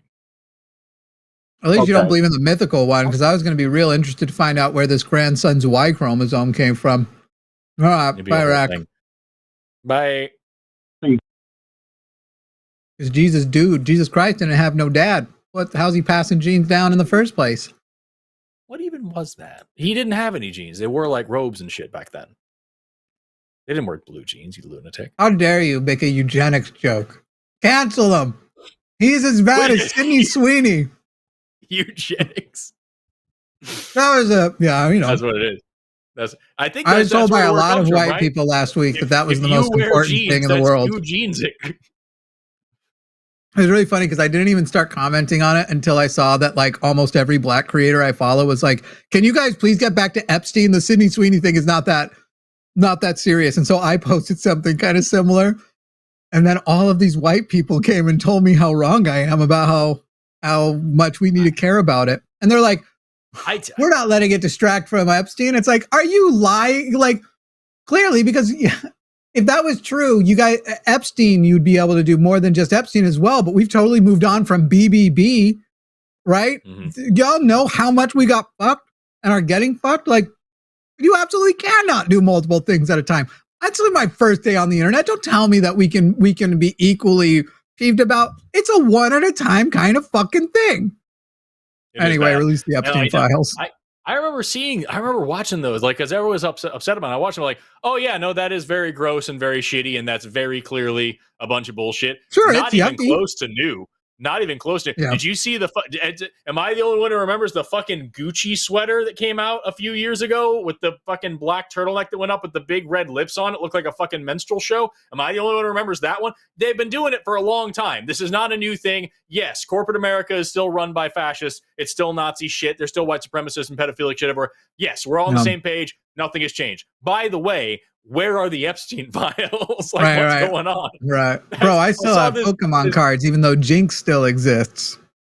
We recognize the original was racist, so we'll only make it slightly less racist. It's still pretty racist. Now she's purple. Now it's purple. Right. Oh, wow. Right. Like we don't know what you're doing.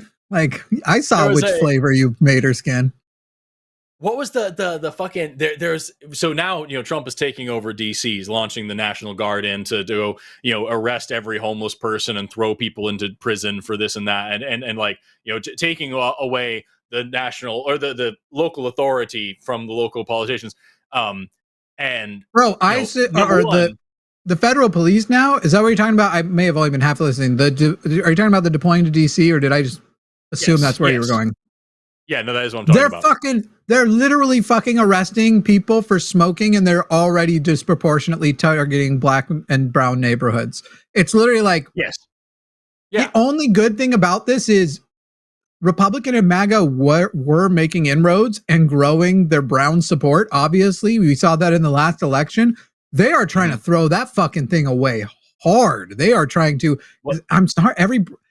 First of all, every white person knows too. So it's about that. It's brown neighborhoods getting targeted, but everyone knows people who are smoking weed at the very least if they're not themselves. And one of the guys, it wasn't even clear it was weed they were smoking. It to me, I thought they were smoking a cigarette. Anyway, and yet that was probable cause for them to come up on them or whatever. Dude, the amount of like, just we're going to get rid of crime so hard. If there was as much crime as they said, why do they need to go after the things that are hurting nobody? Right.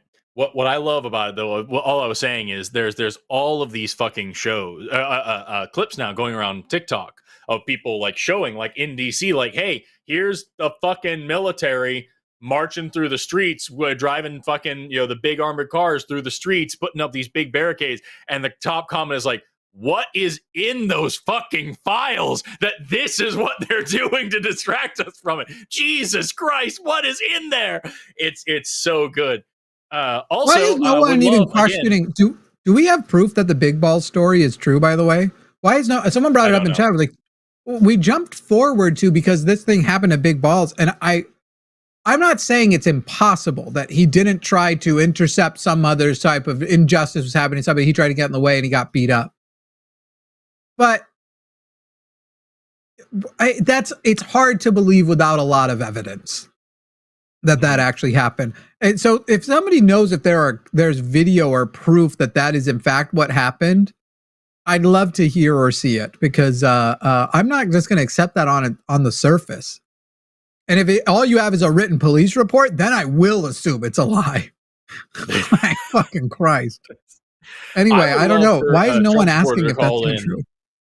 I would love for Trump supporter to call in and explain to us how the whole small government and states' rights and everything argument squares with Trump sending in the National Guard to take over a city and then saying he's going to do the same thing to New York and Los Angeles and Cincinnati and everything next, and that he's going to use the American military to beat and terrorize and kidnap American citizens until the country looks the way he wants. I would love to hear the small government Republicans call in and tell us all about that. I would genuinely love that. I'd love Trump to call in. I'm throwing it down. There's the challenge. Trump, there's that phone line, 720-619-2288. Give us a call.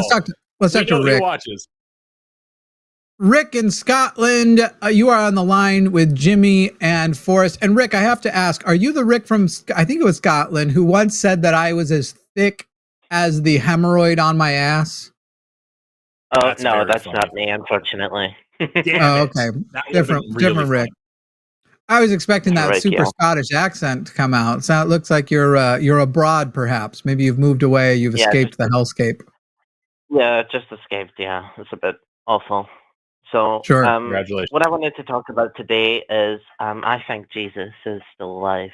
I am a Christian myself, and I feel like one day he will show up. Don't know where, don't know how, but I feel like he will show up. Can we be clear really quick? When you say alive, do you mean that in the kind of poetic way that a lot of the Christians I talk to say, where it's like he's risen, he's alive in spirit and blah, blah, blah? Or do you mean like he's actually a dude walking around the planet, like with the physical body, and he's just been around? I feel like he's walking around the planet and he's been around, yeah. Okay. And I think, I feel like he's going to rise up. Don't know, it could be downtown LA, full of care, and he can be walking around, and then he can say, "Oh, hey, Rick, are you still there?" I turned off his master. Rick. He's still there, but why'd you leave? Oh no, I did. He hung up. Oh, you hung him up? Okay. Yeah, Rick, I'm really sorry. I'm really sorry that on her side. I'm the audio, but then he hung up. Rick, I just want to apologize to you for a couple things. One, I'd like to apologize for your parents failed you somewhere along the way that you didn't realize. You have to remember whether or not you started a call with an accent, because you are. I was gonna, yeah. So inconsistent and sloppy about it that you just come off as just dumb is overall what it is. But second, I want to talk about something, and this is going to be very personal because it's going to be about you and your body. I want to talk about your dick and how dry it is. I'm sorry, Rick, that your dick is so dry and that no matter what you do, you can't seem to find somebody who wants to undry it. I'm sorry. It's really funny, though, that there are people still doing it. I assume this is a person who's called before. If it's the person who called the other day, they don't know that I've actually tracked down their information. And I'm deciding what to do with it because they thought calling in with a Google voice number protects them. So I'm still deciding. Anyway. What bothers me is like that. And I know I talk about this a lot, but like, you know, we get troll callers from time to time and, you know, whatever. It's a call-in show on the internet. It's going to happen, right? It's the name of the game. What bothers me in this economy, you think it can't, like, I'm like, the fucking world's on fire. Oh no, did you say bad words? Did you say bad words? You edgy boy. What bothers me is like, that's this dude's whole, like, that's what he was excited about. He waited online for like 20 fucking minutes, wasn't it? To get on. And it's like, this guy, he's like, I know what I'm going to do today. I'm going to say something really shocking, offensive, and bothersome people. Here are the words I know. And like, that's the best. If he really wanted to do something, he could have made it interesting. Like we wear our hearts on our sleeves. We put all the cards on the table. It's very, very easy to pick up on things that would actually get a good reaction, that would actually make us mad, that would actually, but no, it's like, I think it would be fucking fun if I just said naughty words on the internet.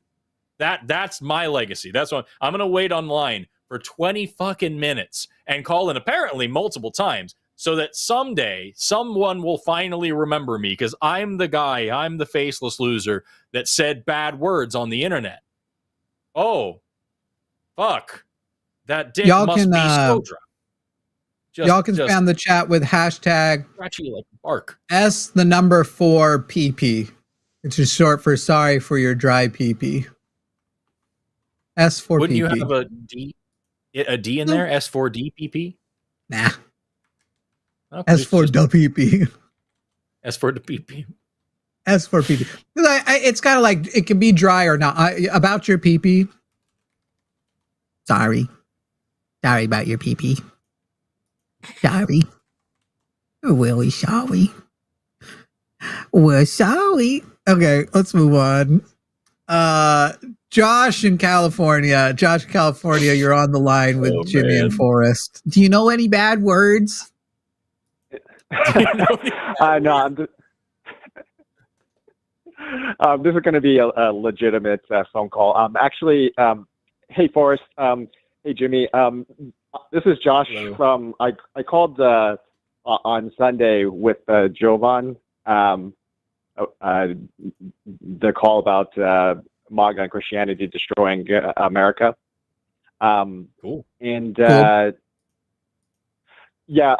today I just wanted to talk about the nature of evidence, and I was thinking that, well, I like to make the claim that evidence for God may not be a static concept. Hey, caller, can you hear me? Yes, I can hear you. Hello. Hello? He says he hears you, but you don't hear him? Hello? Arden? Yes, Hey. All right, I'm speaking to Aaron. Arden. Okay. Yeah. Arden's screening and doesn't know who he can hear her. Aaron? Arden. That's great. Arden, we can hear you. Nice to the callers. From where? Say again. from our ears. We can hear you from our ears. We got it. Arden, we hear you. Headphones. Are you a theist or an atheist? Arden! I'm an atheist, but I am an Wave your Oklahoma. arms. Let's all wave our arms and try to get her. Arden! Yes. Oh, I'm being screened out. I'm sorry. 1 second. We can hear you.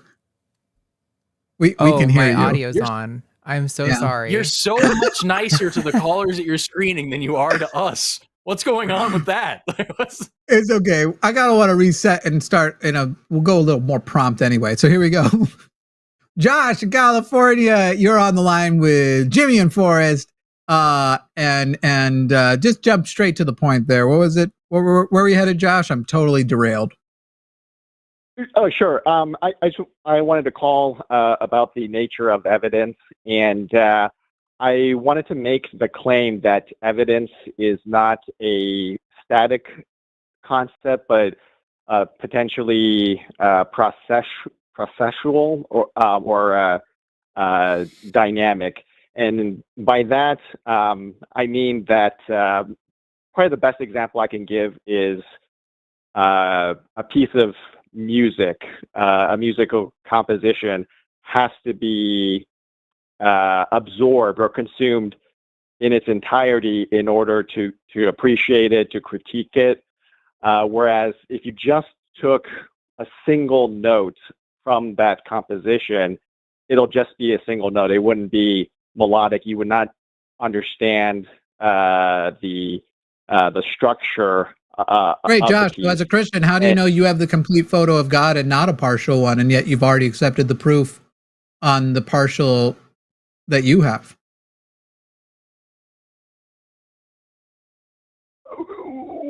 Well, I mean, I don't know for certain, but how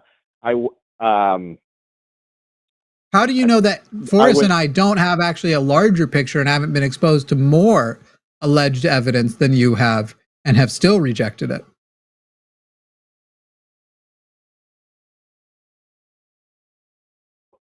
Well, I wouldn't be able to say for Josh, certain. Let me explain to you what you're doing, and it's not a problem. I'm not going to yell at you for it, but you are clearly in a faith crisis, and I can tell just by your question.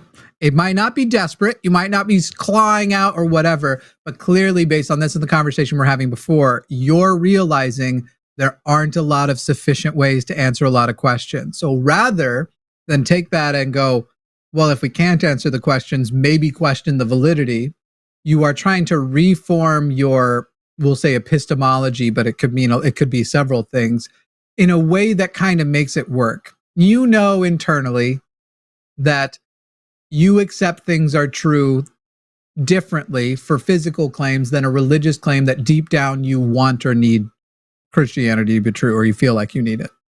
And I believe you're in a faith crisis right now and going, all right, if I can't provide the evidence, what if I try this apologetic exercise of questioning whether or not the evidence for the biggest answer to the biggest question everybody has could possibly ask? What if I figure out a way to just make it abstract and to be able to hide behind the presumption and the like, well, let me, and you're basically doing the same thing. Josh Feuerstein has a video doing it. Lots of people have done, where I'm holding up a notebook. You can't see it. And you're like, let's say that this circle represents all the knowledge in the universe. Do you know what all of that knowledge is? Well, let's say that this is all of the knowledge you have, and it just looks like a little chocolate chip on a cookie. And the knowledge that would show you where God is clearly down here. Well, if those don't overlap, then you miss the knowledge of God. And so once you have that complete picture, including all of that, then you're going to be able to make that claim. But the problem is one, we're still ignoring all of that other unknown knowledge that might influence that understanding of there is a God, but also we have no reason to presume that there's that God anywhere. We can say anything could fill that in. This is where the serial fairies I talked about earlier could be. You are trying to reduce and sort of justify in a way that skeptical people will relate to the language you're using, a method by which you are going to say, okay, this thing that I had a lot of faith in, that when I started my journey exploring, you can tell me if I'm totally off base that this is you, but I think that a while back, you felt that the existence of the Christian God was obvious, and you started exploring how you were going to articulate that to other people and share that truth, and you're realizing you can't. And you're realizing that it's not as obvious as you thought it was, but you're trying to hold on and maintain that and now trying to reframe everything and create abstractions that will allow you to still say, well, maybe these unknowns are where it is, and unless you can prove it isn't, even though they're unfalsifiable concepts, aren't I still justified in comfortably living there? How am I doing, Josh? I have to admit that when you were mentioning that that circle concept, that apologetic, I do remember that apologetic, and I also recall at the time that I thought that the apologetic was stupid, but then that now hearing you rephrase it back to me in those terms, I dare you to say it's come full circle, because that'd be the funniest thing to say. I guess you got me again. There you go. A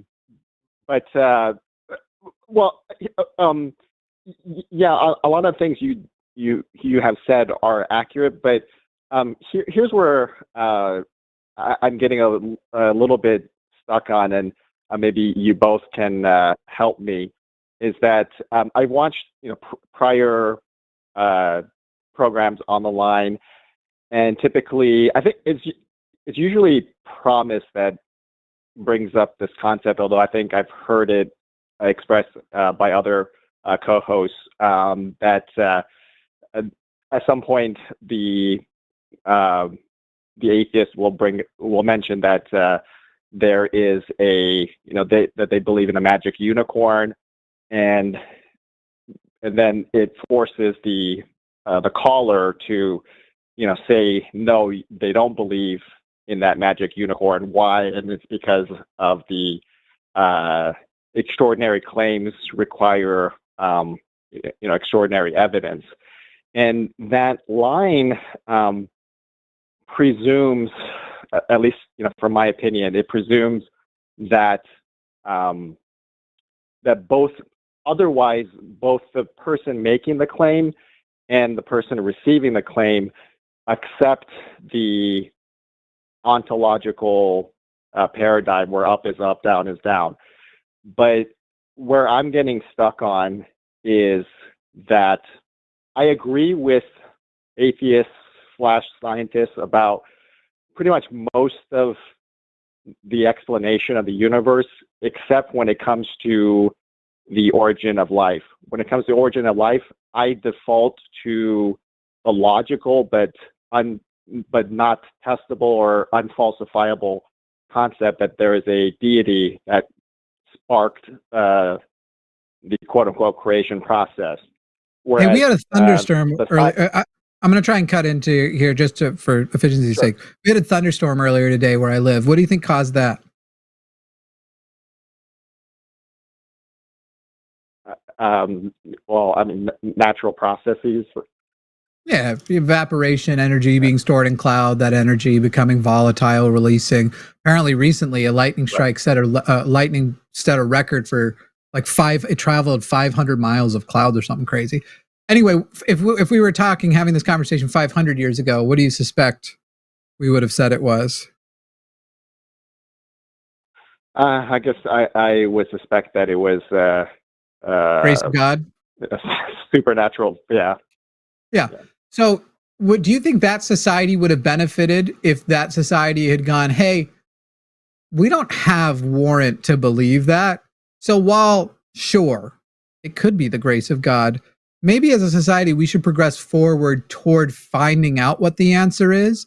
Do you think if society and people in general had popularized that concept of not taking the God of the gaps and just going, that's where God must be, do you think we would have actually progressed faster or slower toward what the actual answers were? We would have progressed slower. I think we would have progressed faster. Maybe you misunderstood the question. Well, if the society accepted what we're advocating, skepticism essentially, advocated for, let's not answer that question with God. Let's answer that. Let's go with I don't know and seek a good reason to believe. And it sounds like you're agreeing that we would have gone faster. I don't think we as a society are better than our ancestors holistically when it comes to that concept. I think that our society, current day, will also benefit the fewer people that say, when it comes to the origin of life, I'm going to put God in that gap. Because I think that's going to create more people who will seek the answer. And I think scientific answers for things that we can answer, there may be things we never will, but for things that we potentially can answer, I think it's a numbers game. And if you throw enough people at it, eventually one of them's going to hit, or many of them are going to hit.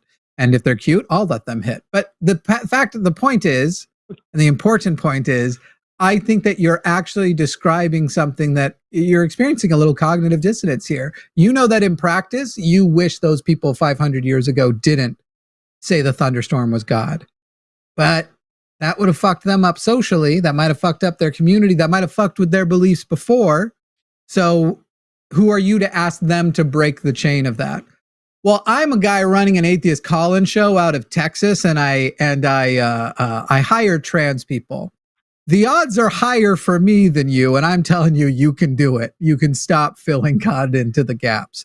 You're, I don't know. I don't really have more to add to that besides that. You've just found a gap, and I think it is your fear of both I don't know and the consequences of losing your faith that compels you to put God there. It's not as though you disagree with the scientific explanation for the origin of life, because we don't have it necessarily. We have pieces, but we don't have it.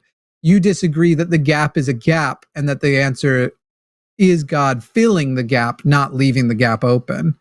And you can't justify that. Whereas any scientist can justify the position of, boy, we have not gotten there yet, so I'd hate to tell you what it is when I don't know. But where the only rebuttal that I can give is that in the thunderstorm example that you provided, there's already a natural paradigm for which those processes can occur. But when it comes to the beginning point, when there's supposedly nothing, and then then everything eventually. You said the origin of life, not the origin of the universe. By the way, you're switching. I mean, the origin of. But that's my fault. I meant the origin of all things, of the universe. You're still okay. So that's fine. You're still just describing a gap. All you're saying is the gap is even more of a gap than some people might even realize.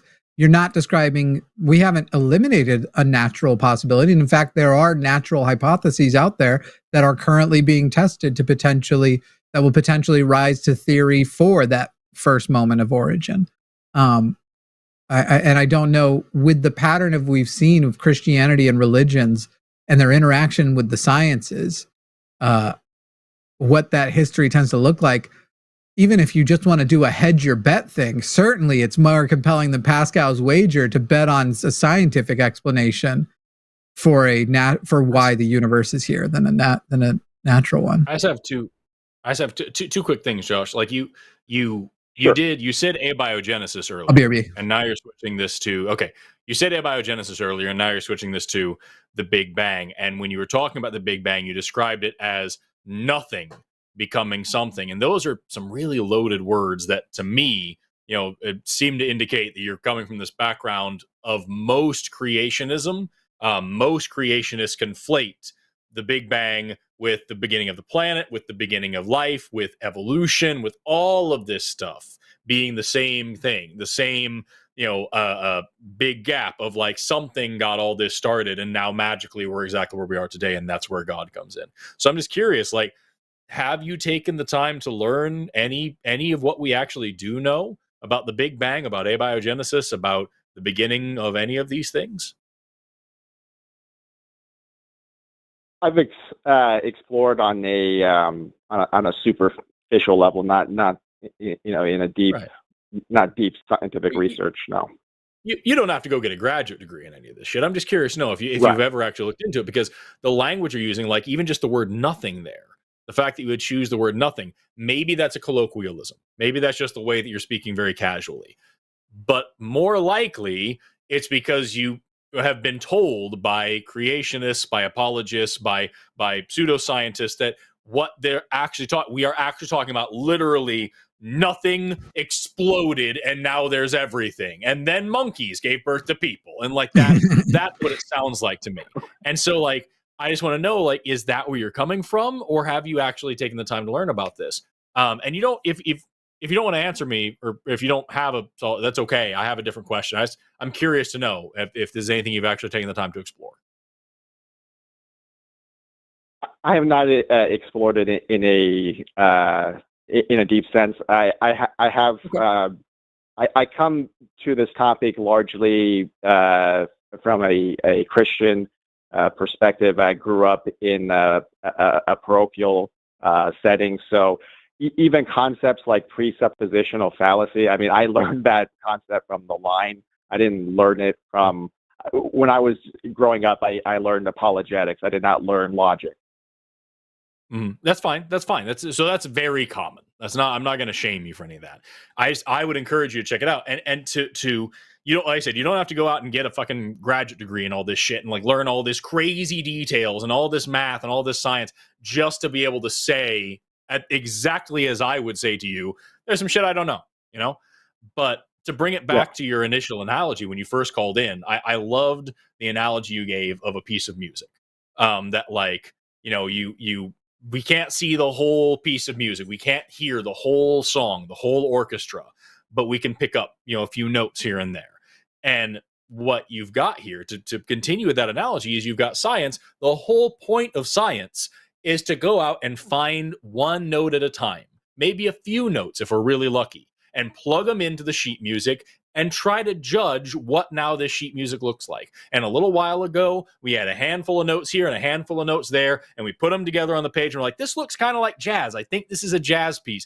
And then a little while later, we found a few notes over here and a few notes over there, and we plugged them in. Like, there's no fucking way. I think this might be a fucking opera. And all the jazzists were like, fuck you. There's no way this is an opera. It's jazz all the way down. And then now in the modern era, we got some more stuff coming in here and like, yo, this is motherfucking 2000s alternative rock. There's no way around it. That's clearly what it is. And you've got all these fucking people out here talking about, no, it's clearly jazz. And you've got all these people over here talking about opera. And then you've got me and the rest of modern biology jamming out to Green Day. And at the end of the day, you sitting here, you know, coming from a Christian perspective, have this one book, this one worldview that is it. The point is that it's not supposed to change. It can be reinterpreted and retranslated, but it's never really quote, quote, changing, right? So you've got this one music, this one selection of notes all the time. And you're telling me that I don't see the whole orchestra, therefore I can't know really what's going on. When you're sitting with this one broken melody that's been ringing over and over the same way since the fucking Bronze Age, and I'm adding more and more and more and more and judging the music as I go along, who are you going to trust? You don't have to go out and learn this stuff like crazy. You should, because it's fucking cool, and it's better to be informed than not.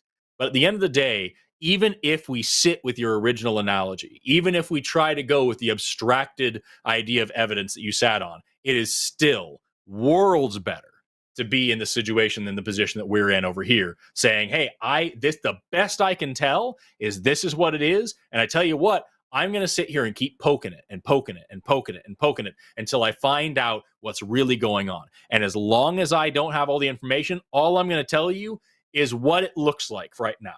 The best information I do have, something that I can't disprove, that's what I'm going to tell you. And when it comes to the Big Bang, when it comes to abiogenesis, when it comes to evolution, when it comes to the accretion of a planet, any of these things, all I'm telling you as a scientist, all we are telling you as the scientific community is shit that we cannot disprove. Not shit that we think might maybe be true, not shit that sounds really good. It's you don't ever accept anything in science. You fail to reject it. Based on the evidence we have, there is no way that we can say this isn't true, so that's what we're going to say. And that's what we got. And I think you'd be happier over here if you were honest. I think you'd like it a lot more, and then you have a lot more fun. Josh, I will ask, almost engaging like since you've been honest, we can, I think, do a little level of like, let's grant you the argument. So let's grant you the argument of the beginning of the universe. What about the size of that question? And you've answered it, and it is a God. God did it. Now tells you that Jesus cares if I touch myself. In other words, why Christianity? How do you go from we have to answer that gap and the only thing I feel comfortable filling it in with is God to Christianity?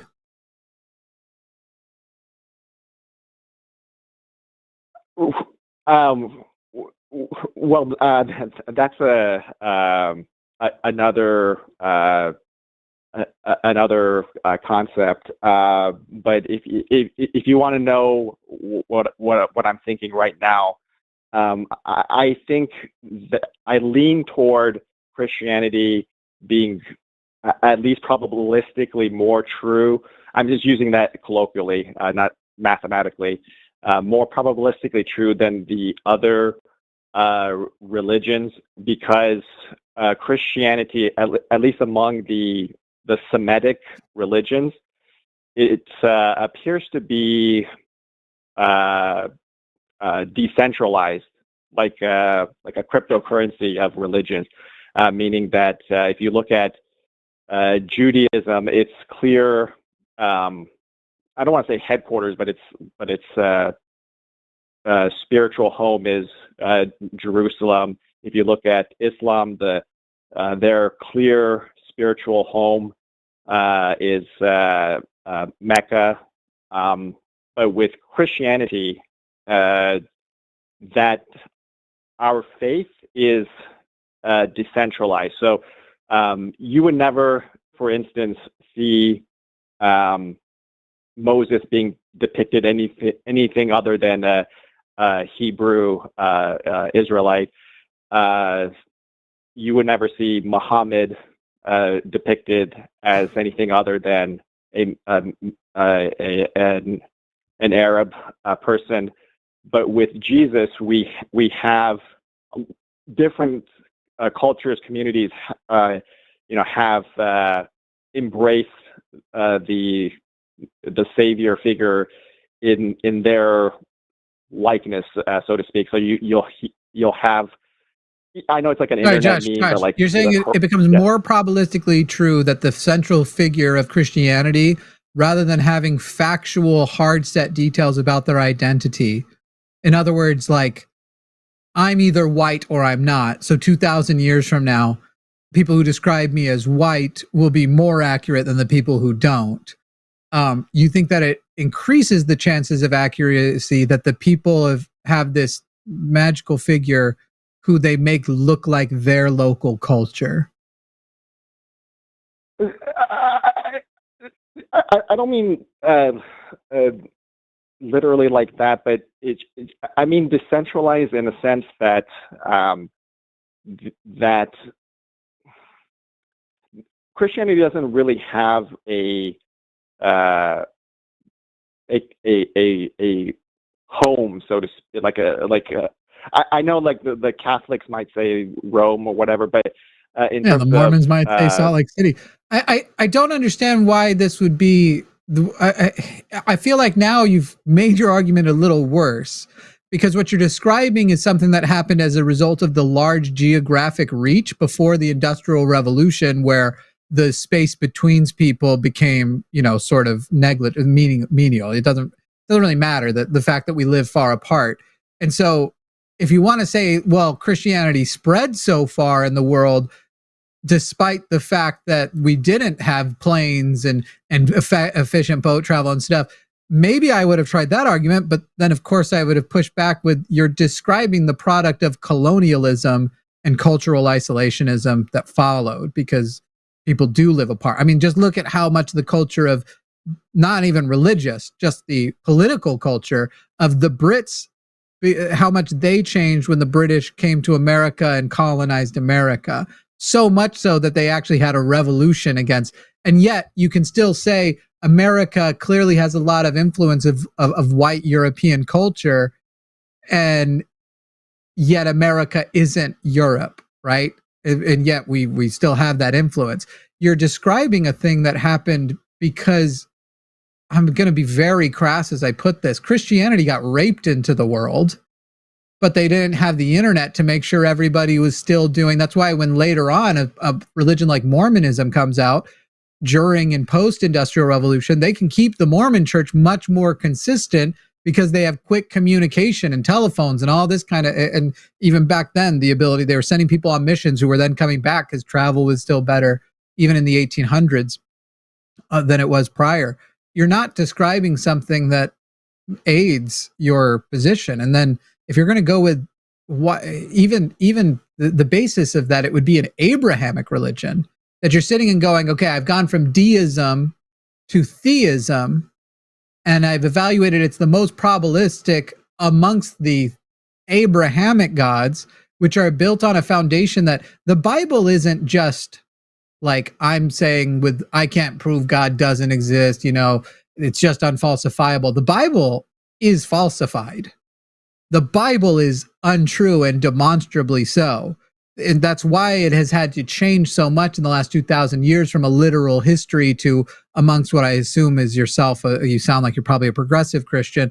And I think you said so the other day, that it's all metaphorical, because we know with certainty the concept of Adam and Eve isn't just unlikely, it's an impossibility.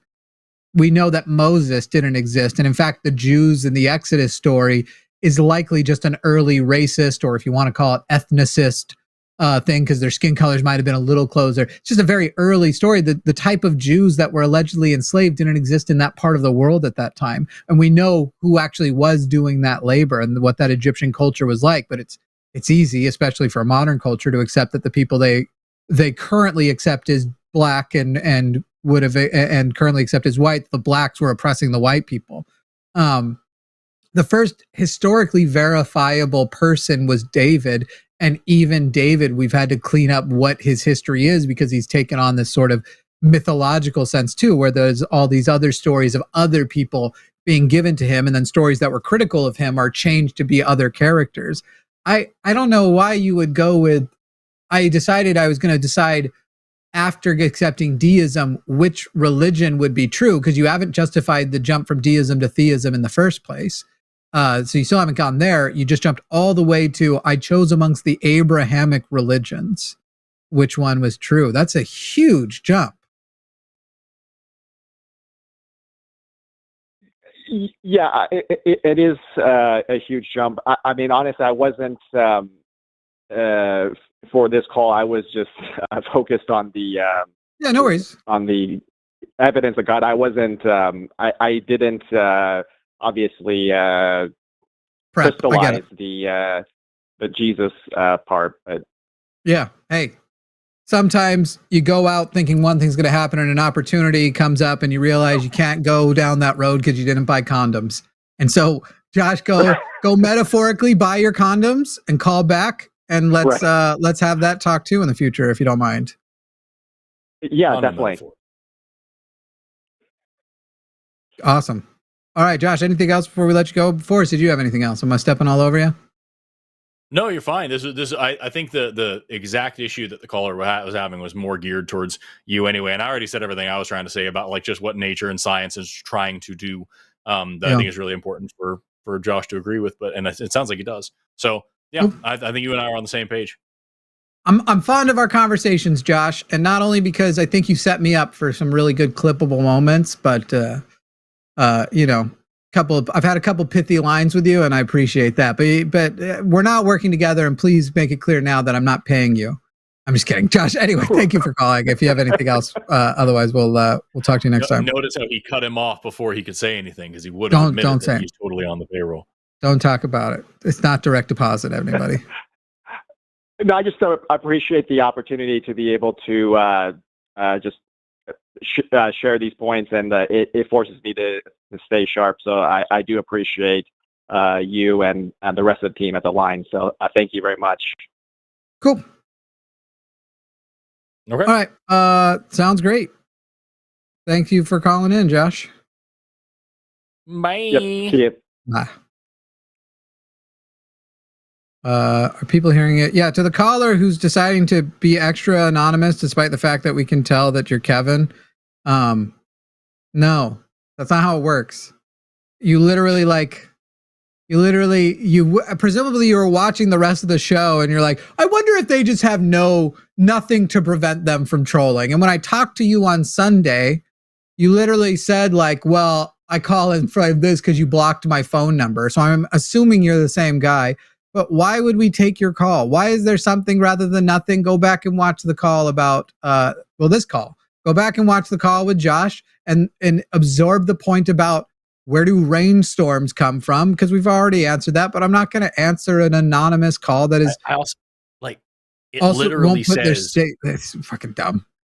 Yeah, it literally, just so you know, just to the person on the to Kevin/Mike/whoever your actual name, it literally says, here's what you're calling in about now. Here's the last time you called in. Here's your IP address. Here's the phone number. Here's all the details we have about every time you get. It may be that that it's grouping them together because he might have star 67 or whatever. Maybe it's grouping all the star 67s. I don't know, but it doesn't matter. We're not taking your call, Mike.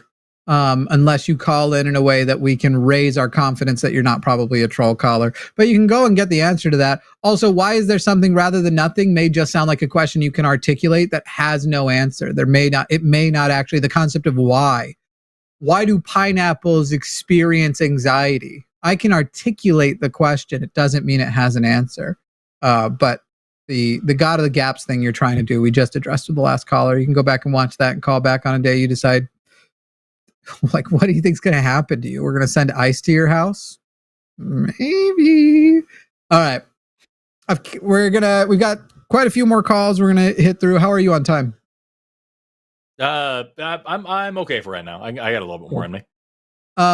From this moment forward, just because we're kind of going with a long show, anybody who did super chat up to $5 now, you'll still make it in on the end. But we are going to raise it to the normal Wednesday night $10. So Arden, I assume you can hear me. Only $10 super chats added to the thing for the end of the show. Gotcha. Cool. This one should be fast. We do have atheist and theist callers, but I'm liking most of these topics, so we're not necessarily going to discriminate order now. Let's start with Chris in Georgia. Chris in Georgia, you are on the line with Jimmy and Forrest. Go for it. Hey, how are you guys doing? Yeah. Damn Skippy. Yeah. Yeah. Wonderful. Yeah, I just had a question on how someone like me who's not a scientist and is just an average member of the public can defend myself against the creationist argument that, oh, well, you at some point also have to have faith in evolution because you haven't tested it for yourself. You just have to take like the scientific consensus for it. And yeah, I was just wondering how I can counter that. Forrest will have great insight on this. So let's mute him. I'm just kidding. Go ahead. I would give you two answers. The first is, you haven't tested it yourself, but you agree it has been tested, right? Like that's even if because that's a part of getting a degree in science is that you go ahead and do these tests. You check these things. I've checked the speed of light in the lab. I've checked the force of gravity in a lab. I've checked evolution. Like I've done these things. I've mutated some shit and watched it grow. Like these are things that like a big part of science is that you don't only just learn what we know, you learn how we know what we know. We learn the history of it. You test it yourself. And so like the fact of the matter is evolution isn't just this random part of biology. It is the central theory of biology. Literally every single bit of biology hinges on evolution, and there are countless studies testing it, checking it, confirming it directly and indirectly. So say you haven't tested it yourself. You're not a biologist. You never went to school for this shit. You have not tested by the evolution. Cool. Somebody has. Compare that to the Bible, Christianity, whatever, where it is 100% faith everywhere. Everybody is taking this on faith. Every priest, the Pope, every single religious person at all levels all have the same amount of just like, I'm pretty sure I feel this is true because I read a book once that said some stuff and I feel it really hard when I pray. And like it's the same shit. It's visions and feelings and dreams and ideas, not evidence, which there is for evolution. So even if you haven't tested it, someone has. The second thing I would point out is that you don't have to know the science front to back and run the tests to know that it works. You don't have faith that your phone works, right? You test it. You called this show. You talked to somebody, right? You don't need faith that your car works. Whether or not you understand how an internal combustion engine functions, whether or not you understand that chemistry, that physics, whatever, you can turn the fucking key and try it. Fact of the matter is, plenty of our society is completely dependent on evolution working. Take, for example, the agriculture industry, which is entirely run off of artificial selection. You go to the grocery store, every single bit of produce, every single bit of meat that you buy, all the commercial seeds that you buy to grow at home, all of that is driven by artificial selection, which is evolution. Take the fossil fuel industry, which is entirely dependent on the idea of an old Earth full of long dead organic matter, which is now turned into oil and natural gas and shit. If evolution wasn't true, if the Earth wasn't, billions of years old, that doesn't work either. Take the pharmaceutical industry and just really the entire biomedical industry. Everything about medicine is dependent on our understanding of the evolutionary development of organs. That's what tells us how development works, how developmental disorders work, how we get to where we are as organisms today. Everything we know about immunology, about pathophysiology, or sorry, not pathophysiology, pardon me, but immunology, about epidemiology, about vaccines, about antibiotics, all of that is based on evolution. There's a reason you need a new flu shot every year. There's a reason why we have, although if you're talking to a creationist, it's probably a good idea you be careful when you talk about vaccines. But there's a reason why you need to take your entire regimen of antibiotics and you don't stop whenever you just feel better, because now you've got the super strong antibiotic resistant bacteria are all the ones that are left, and they're going to repopulate your body. You're going to be sicker than ever before. That's how you get MRSA and shit, right? So the entire medical industry, the entire pharmaceutical industry, the entire fossil fuel industry, the entire agriculture industry are all dependent on our study of evolution, and that's not even close to the end of it. If you understand forensics, you understand evolution. If you understand anthropology, you understand evolution. If you understand just about any modern science that even touches life, you have to understand evolution. So even if you don't understand it yourself, even if you have not run the test yourself, even if you are not a biologist, you didn't go to school, you can turn the key in your car and see that it runs. You can go to the doctor and experience the benefits of our understanding of evolution, or the grocery store, or the dog kennel, or whatever else. You can see evolution all around you and the way that it functions. That's what I would recommend. Yeah. Everyone's tested the fruits of evolution. If I can just add a couple of things, Chris, because he's much smarter than me too, so I get it, where if you might have been there and gone hey, how can I put that in a more accessible way? And I'm here to be the dumber host for you. But I will say, the thing I would do with your person first, before going into any of Forrest rants, is first make them acknowledge what they've just done. Because I am finding that making a person acknowledge their own hypocrisy is probably the most effective form of engaging people like this. And so I would actually start not even about evolution. I would start with okay, let's get to that in a second. The claim you just made that I'm taking evolution on faith. Implicit in that is that you are saying faith is insufficient to believe something. So can we agree before I get started that if you prove that if you're right and it is faith, that faith would not be a good enough reason to take it, and that we agree universally faith is not a good reason to believe in something? Because implicit in their answer, you believe on faith too, is therefore you're just as unjustified as I am. Then when you go into the rant that Forrest just went into, or the pieces that I think I got about 60% of it, and that I will use 60% of it. It's very smart. It's so fucking annoying. If whatever ones you use, you're going to be able to prove that yours isn't faith. You don't need a moment of faith. And I guess the only thing I don't think he said that I would mention is there is also a difference between the invitation.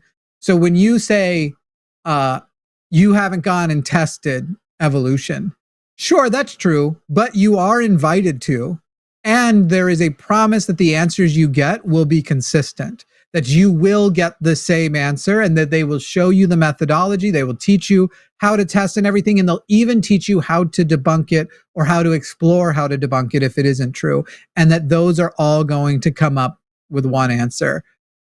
That's not how religion works. You have to be worthy. There's the question of worthiness, first of all, if God's going to reveal, and then how does he reveal? In mysterious ways. It's the discount on the belt when you said the prayer when you entered the Ross. That's how God shows he exists.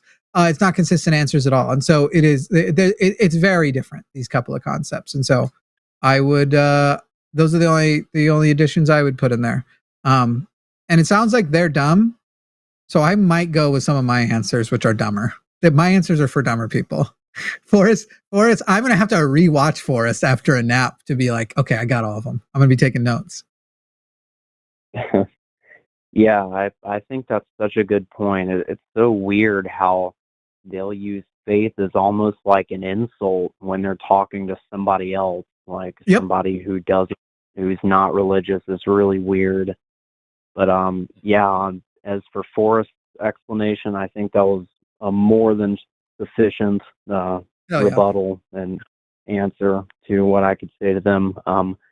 I did have one more question, but I do understand if you are. No, you can go for it. I actually thought of one more thing to add. Have those people call Forrest and debate him. That's also a good idea. That's a lot of fun for everybody. Oh. Okay. I'm still learning about evolution. I think I know the basics, but I did have maybe a dumb question.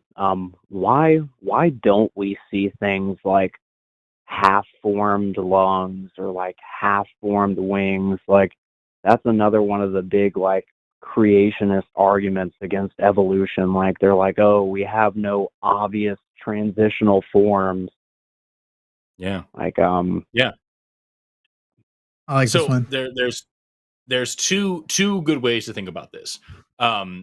Number one, so starting with one that's a little bit more complex, and then working our way. No, actually, I'll do it backwards. We'll start with the simple one. The simple one. Trying to figure out how to want to frame this. Okay, so here's some shit you need to know. Number one is that it has a lot to do with development, and so when we talk about how we go about developing, your body doesn't have like a string of like one gene that says I will have an arm and it looks like this and it has this many fingers and blah blah blah. It doesn't work that way at all. You have like this Hox gene over here that's like, this is where an arm probably is going to be, and then you have a cascade of genes that go after that detail out the specifics of that thing, and you have like this type of gene that usually produces more of a wing situation, and this type of gene that produces more of a limb, like an arm type of thing. And like there's a lot of differences in development. And the thing about development, you probably can't see the screen, but like you can think about it this way. If I were to draw like an angle, so like here's one angle here, and I have this angle theta there, right? If I just increase that angle theta, if I make a tiny change right here at the beginning of this, at the vertices, we can make massive changes over time, where now we have theta to the second or whatever like that, right? So tiny changes early on in development lead to massive changes later in development. So if we're talking about how we get like a wing or something like that out of nowhere, well, first of all, we fucking don't, right? We get an arm that grows feathers, and then that arm slowly develops more and more and more for gliding, and you get associated muscle with that much later. But even if we are talking about like this massive sudden phenotypic change, all you're telling me is you're talking about evolutionary development. You're talking about a change in the developmental pathway, a change upstream in the gene cascade, a change earlier on in development that is now going to have wild ramifications down the line. So that's the first thing you have to remember. If you're talking about big sudden changes, which a wing is not one, but if you're talking about big sudden changes in phenotype, it's not just one gene doing these jobs. It's a series of genes, is what we call a genetic cascade. The farther back on that cascade you make a change, and the earlier on in development you make this change, the more profound that change can be. Second thing is that, like, when we talk about, I think you mentioned arms and lungs were the two examples you gave. Another cool thing to remember is that, like, a lot of evolution is not an inventor, it's a tinkerer. That's the way that we like to refer to it. So take lungs, for example. Lungs, obviously, they come out of fish, right? If the whole story of evolution is true, we got these fish, and then some of them come up on land, and during that time they have to develop lungs, and then they have to be able to start breathing. Oh, that's so crazy. Well, number one, lungs and gills are the same job, right? All they're doing is they're just passively diffusing oxygen in and carbon dioxide out of the bloodstream. It works the exact same way in both structures. You have some part of the external environment, either water or air, coming into contact with very thin tissues. the partial pressures of these two gases cause passive diffusion, all the fancy stuff, right? Here's a fun fact for you. Lungs evolved fucking a while ago, and then some fish kept the lungs and used them to become better fish. Swim bladders are modified lungs.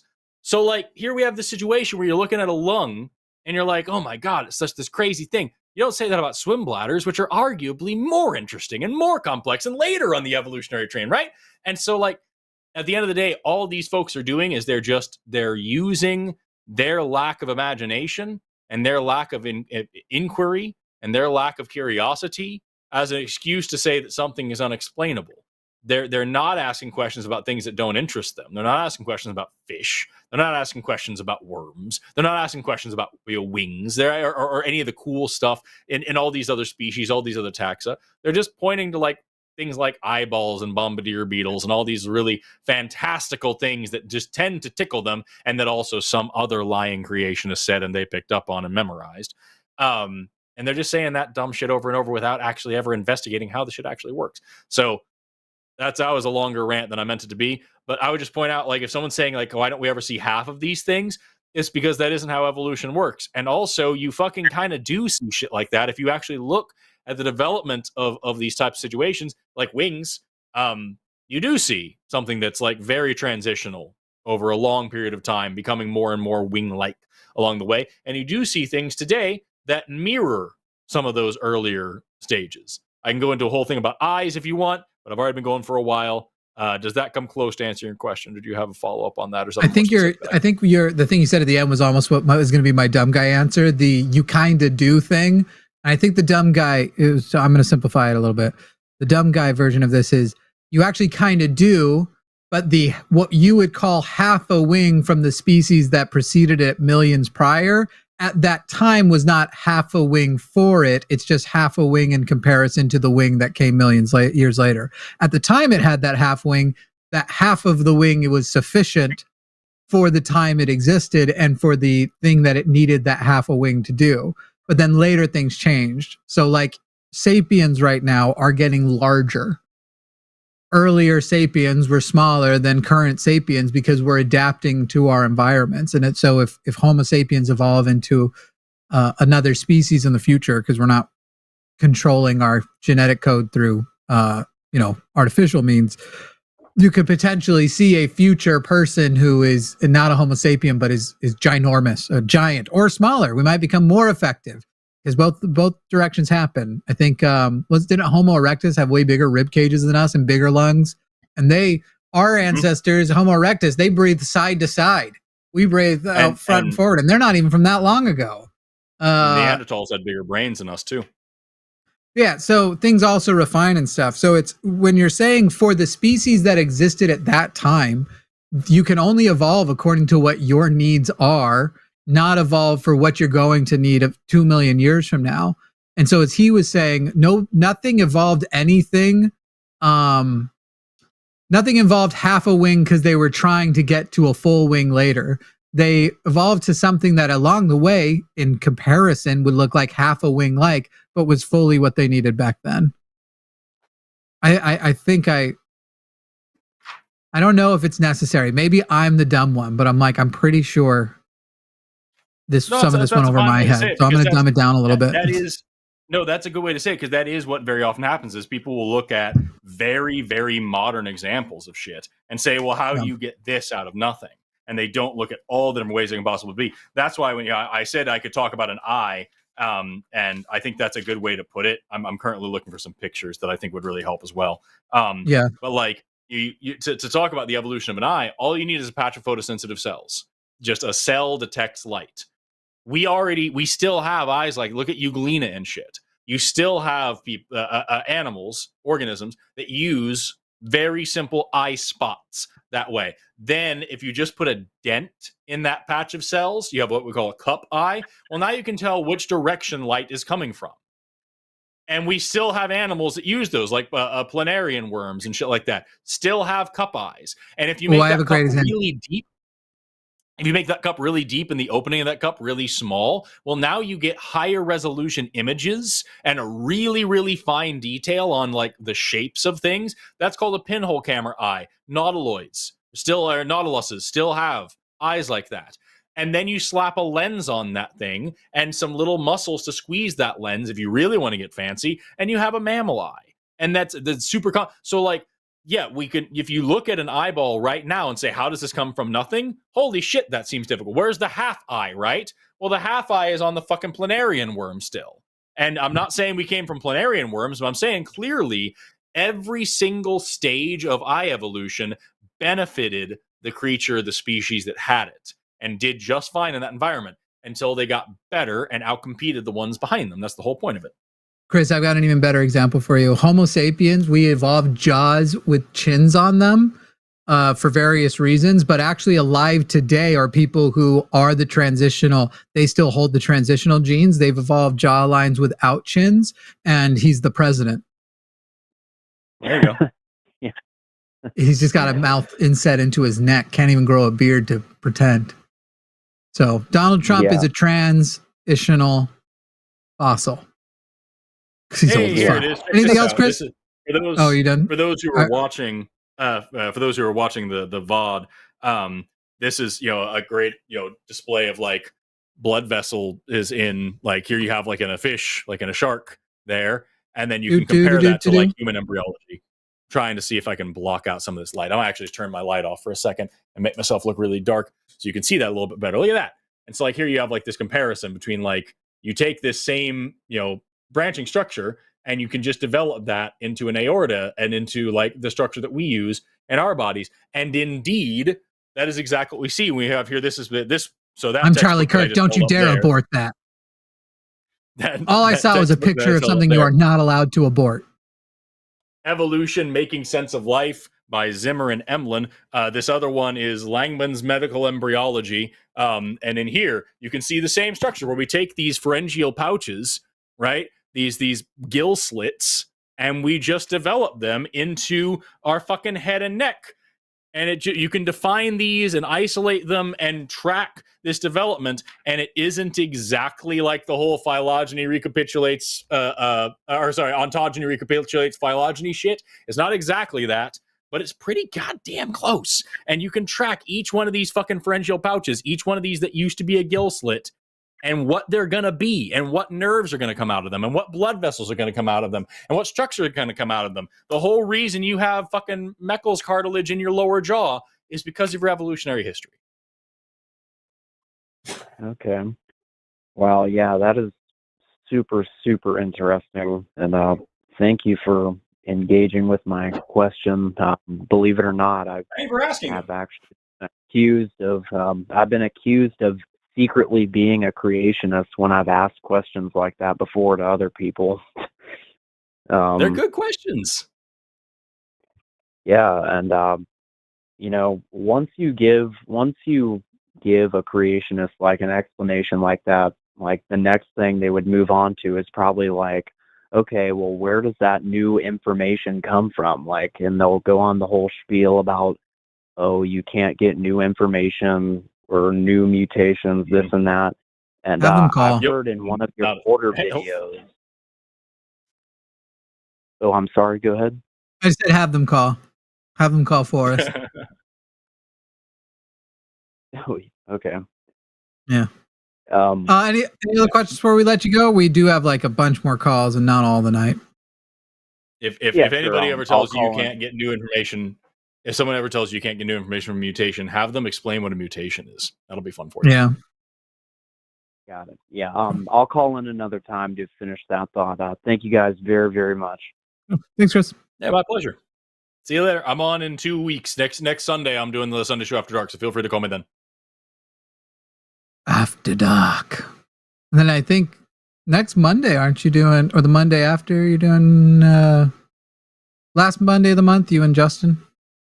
Yes, Monday the 25th, I'll be on Skeptalk with Justin, Deconstruction. For all those of you who don't know, we onboarded Justin yesterday. Justin will be an official main host of the line as of September, starting in September. Shout but still has his all guest the people who said that Justin was too good for this channel.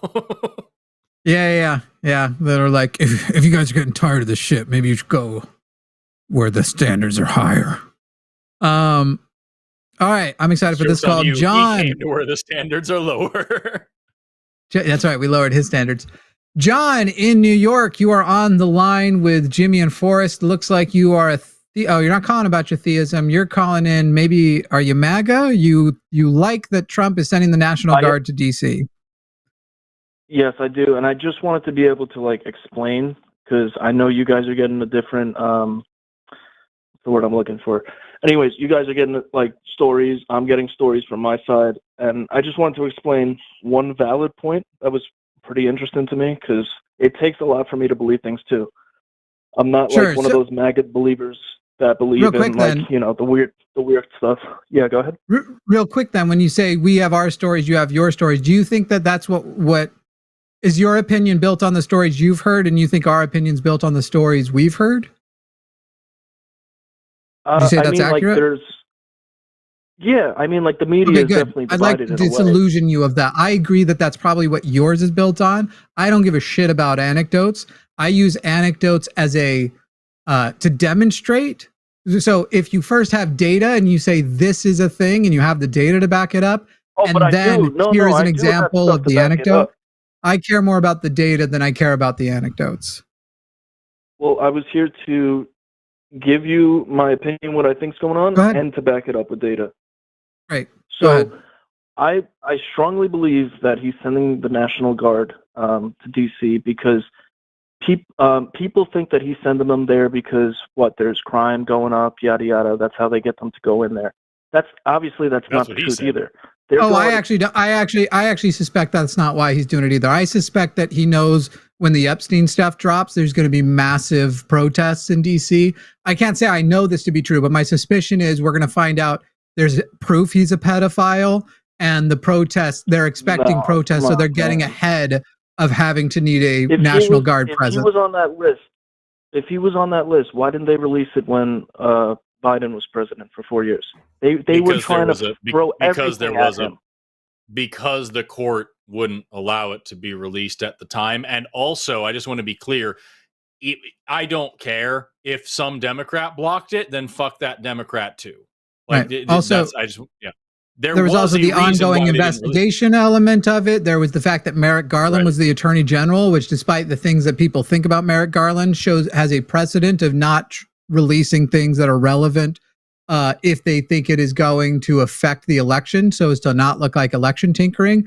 But at the end of the day, we already know he's all over the files, and more he's gone from I don't really know the guy to whatever to we were like best buds, and he actually was recruiting the girls from our spa.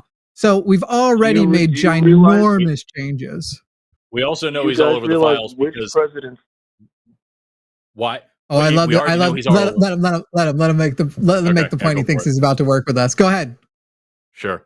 Which presidency did all the Epstein start to come out and people start to find out about it? Trump. Okay. So when Obama was president, when you got to go back to Clinton because this shit happened in the late 80s, 90s. No, it went way back. Sure. Mm-hmm. So how come they didn't bring it up? If George Bush wasn't in there, why didn't he bring it up? You answered your own question. We started to find out then. We started. Hang on. You're presuming Obama knew, and if he did, fucking put him in prison too. But I have no reason to believe that Obama knew, and that the club of billionaires didn't have adequate resources to keep everything a secret up until it broke apart. I have no reason to believe that Obama knew or George Bush knew, and I think that most of them, with the exception of Clinton, because Clinton's looking like he's probably in the files too. I don't know yet for sure, but probably it's not looking great either. Nobody would be surprised. Put them both under the prison together, in a basement cell, of course, is what I mean. Nothing nefarious. Of course, man, there's no room for pedophiles anywhere. I just want to make that clear. I'm not defending pedophiles because that shit's disgusting. Okay, but you are defending a president that makes the country better for pedophiles. Because right now, Ghislaine Maxwell has been moved to a cushier. Ghislaine Maxwell has been moved to a cushier cell and is now in talks for clemency and potential pardons. So yes, Donald Trump makes life better for pedophiles. I'm not saying we proved he's a pedophile. I'm saying not releasing the files, even if he's not on the list, pedophiles are protected by those files not coming out. And he even said back on the thing, would you release JFK? Yes. Would you release MLK? Yes. Would you release the 9/11 files? Yes. Would you release Epstein? Yes. But maybe that one less so, because it might ruin a lot of people's lives. The guy definitely makes, by the way, speaking of making life better for pedophiles, he just put a sexual predator in charge of children's health services. So is it Children's Physical Education Services? The guy is making life better for sexual predator. Thank you. Thank you. This isn't a defense of the Democrats. Fuck the Democrats. Yeah, that's why can we agree on that, John? You know what I'm saying? Can we agree? Can we agree, John, that absolutely anybody who's in those files, Trump, Obama, Clinton, anybody who's on those files, and anybody who is protecting anybody in those files, all of them, fuck them. They should all go to prison forever, right? We agree on that, yeah? Guaranteed. But can I tell you this thing? When it does come out under Trump, because I do believe he's going to release it, I think he's fucking scared to release it, because there's more people more powerful in this world than Trump, if you know what I mean. There's a lot of big people that are on there. Really. He's scared to release. Scared to release it because he's on the files. We know he won't be when we get it. That's your opinion. John, we know he's in the files. We don't know if he's listed as a client. He has admitted he's in the files, just not as a client yet. So we know he's in the files, and we know he's being redacted. If it was only my opinion that he was in the files, why did he have the FBI go through and redact his name from the files?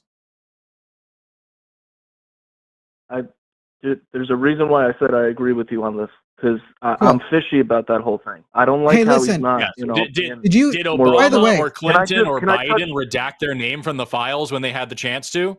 John, by the way, did you hear that Bill Clinton got to send his personal attorney to go and investigate Ghislaine Maxwell, to go and listen to her stuff? Can we agree that if he is in the files, he might be trying to fuck with Ghislaine by sending his personal attorney? Dude, listen. I don't trust the Clintons more than anyone. And no. Okay, but hang on, real quick. Let me get it out, and let's get a full agreement. Bill Clinton sent his personal attorney to meet with Ghislaine Maxwell. Can we agree that if a person who is implicated by the files is sending their personal attorney to prepare a person to potentially testify, they're probably trying to fuck with the witness and make themselves come out looking better? 1,000%. Great. That's actually what Trump did, not Bill Clinton. Trump sent Todd Blanche. His attorney, Todd Blanche, to find out what Ghislaine Maxwell had. So you have just agreed that if a person implicated by the files sends their personal attorney, I'm totally fishy about this part. I told you guys. But you agreed that implicates them as guilty of pedophilia. So can you agree that by sending Todd Blanche, if he's not a pedophile, he's doing exactly what you would expect a pedophile to do? I mean, it looks that way. That's why I said that this looks shitty. On that, there's no way to back up right now. I haven't as the story's just freaking dangling. Your side wants it to hear it. I want to freaking hear about it too. My side does want to hear about it, but now they're silent about it because Trump is taking a sweet ass time with it. Listen, I got no argument. Oh, I'm not silent. I hope you're not either. All right. So why do you think the National Guardsmen moved to DC then, if not to prepare for protests for either? Let's leave it open. Hey, will you take the call thing off of Master? Did you get that, Arden? Oh shit. It took it off. I was going to hit the call back button. Is the call on? Did we take it off the Master? I mean, I have his phone number right here. Well, I got to put it in my. Is it off there? No, you're good. We put it in Discord. Wait, put what in Discord? Yeah, I'll put his phone number in Discord. Yeah, give me a second. Okay, let's see here.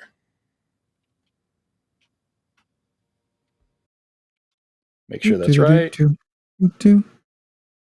Yep. There you go. Okay. I do love the two troll calls, which like usually we don't get troll calls that scream racial slurs, but like of the two that we've gotten, both of them are doing our job for us. We have one guy who thinks that Trump isn't a pedophile and it's good to send the National Guard in and all that. That's the guy who's screaming slurs. And then the other one is Jesus Christ is real. That's the guy who's screaming slurs. Thanks for helping us. I mean, fuck, man. If you want to make your religion look like shit, come on, buddy, answer the call. Pick up. Come on. You coward. You coward. Answer the call. You coward. Hey, did you answer? Oh, I think you answered. Hey. So, John, I just want to know, are you actually MAGA? John. Oh, hung up. Aw. Aw. Aw. Coward. Coward. All right, you can turn it back on the master. Aw, what a poor whittle. Sorry about your dry penis. Sorry that everybody who's ever seen it agreed that it sucked. Sorry. It's so dry. It's like leather. It's like shoe leather. Just craggly. Like tree bark. Damn shame. Well, we'll find out. It's this one. Next one's probably this one. There's a high chance the next one's also going to be. Let me see if anybody gives a shit. So knowing that there's a decent enough chance, but we'll take it. Jimmy in DC. Hello? Jimmy, you're on the line. Hello. This is Jimmy. I'm a local sort of reverse rags to riches story. I'm a homeless DC guy. Used to be a journalist here. And I have some background. I grew up as an evangelical, non-denominational, far-right, missionary-style Christian. I've been deconstructed as of 15 plus years ago. I think, Forrest, the work that you do is so incredibly important, and I am a huge fan, and I love your work. But I have a bad inkling that there's a lot of people that are kind of highly specialized and smart within the MAGA movement that they put on their loudest speakerphones. Like when I was working for the newspaper, this is just anecdotal, but one of the fastest responses that I would get for a story, if it was in any way political, was our local Republican representatives, local MAGA people, institutions like the Anti-Defamation League are some of the first people to get on the line and get on mass media. And it doesn't matter what your spin is. The loudest people are the people that are, targeting vulnerable people that are going to sort of, vote these people in. The WMAL radio station hosted Dan Bongino, who's our, deputy director of the FBI now. The guy's been on the radio for ages around here spreading, misinformation about what actually goes into gender affirming care and stuff for trans individuals and what's actually happening with, youth in our schools in the area. And at the height of the pandemic in 2020, that radio station took over number 4 position in our area, 10% of the listening share. And that's, just the radio, but they have the national, that's the station that was playing Rush Limbaugh. We've got people that are just factioned off into all these little, Republican subgroups that are absolutely diehard MAGA. And I think the marketing strategy is smart. I don't think everything about it is smart, but I think that they've got a lot of people hook, line, and sinker on them. And, some of the smartest people that I knew growing up in an evangelical environment were pretty religious. So they're a one-issue voter, but they might be I knew a material scientist who develops metal alloys to be used in machining. And I don't want to dox myself or anybody, but, most of the stories that I got in the local government, I would be listening to the people in my community. And I'm I grew up here and I've been a community servant as long as I can remember in my working life. And I hear the people lining up at our board of supervisors and complaining about how the homeless issue is a scourge on the community. And they talk about, I've been here for 10 years. And, people line up for, 10 and 12 hours to speak about, how it's a scourge and none of them are from here. They're encouraged by our laws to move here and kind of ruin the neighborhoods. But the reality is they're catching people in their communities with national news that's distracting them from what matters in their own communities. So they get on these talking points from the loudest Jimmy. So I thought we were headed toward the question several times. You're like 3 minutes in here, and I appreciate you. Our show just isn't really like an open mic call about whatever you want to chat about. Is there a question we're getting to? Is there a topic you're looking for? A response from? I want to know, like, so I was calling in about the topic is MAGA smart? And yeah, I guess I want to say, like, there's diabolically smart aspects about it. There's people that are smart that are part of it that will, you know, be put in the right positions to move the right people around to get votes for what they want to do. Sure. I don't think it's smart to do, you know, bad things. I think we're talking about if the ideology actually makes sense to an intelligent person. Obviously, grifters are going to grift, and grifters often are smart. And some grifters somehow figure out how to be the best grifter despite being dumber than a bag of hammers, and that would be Donald Trump.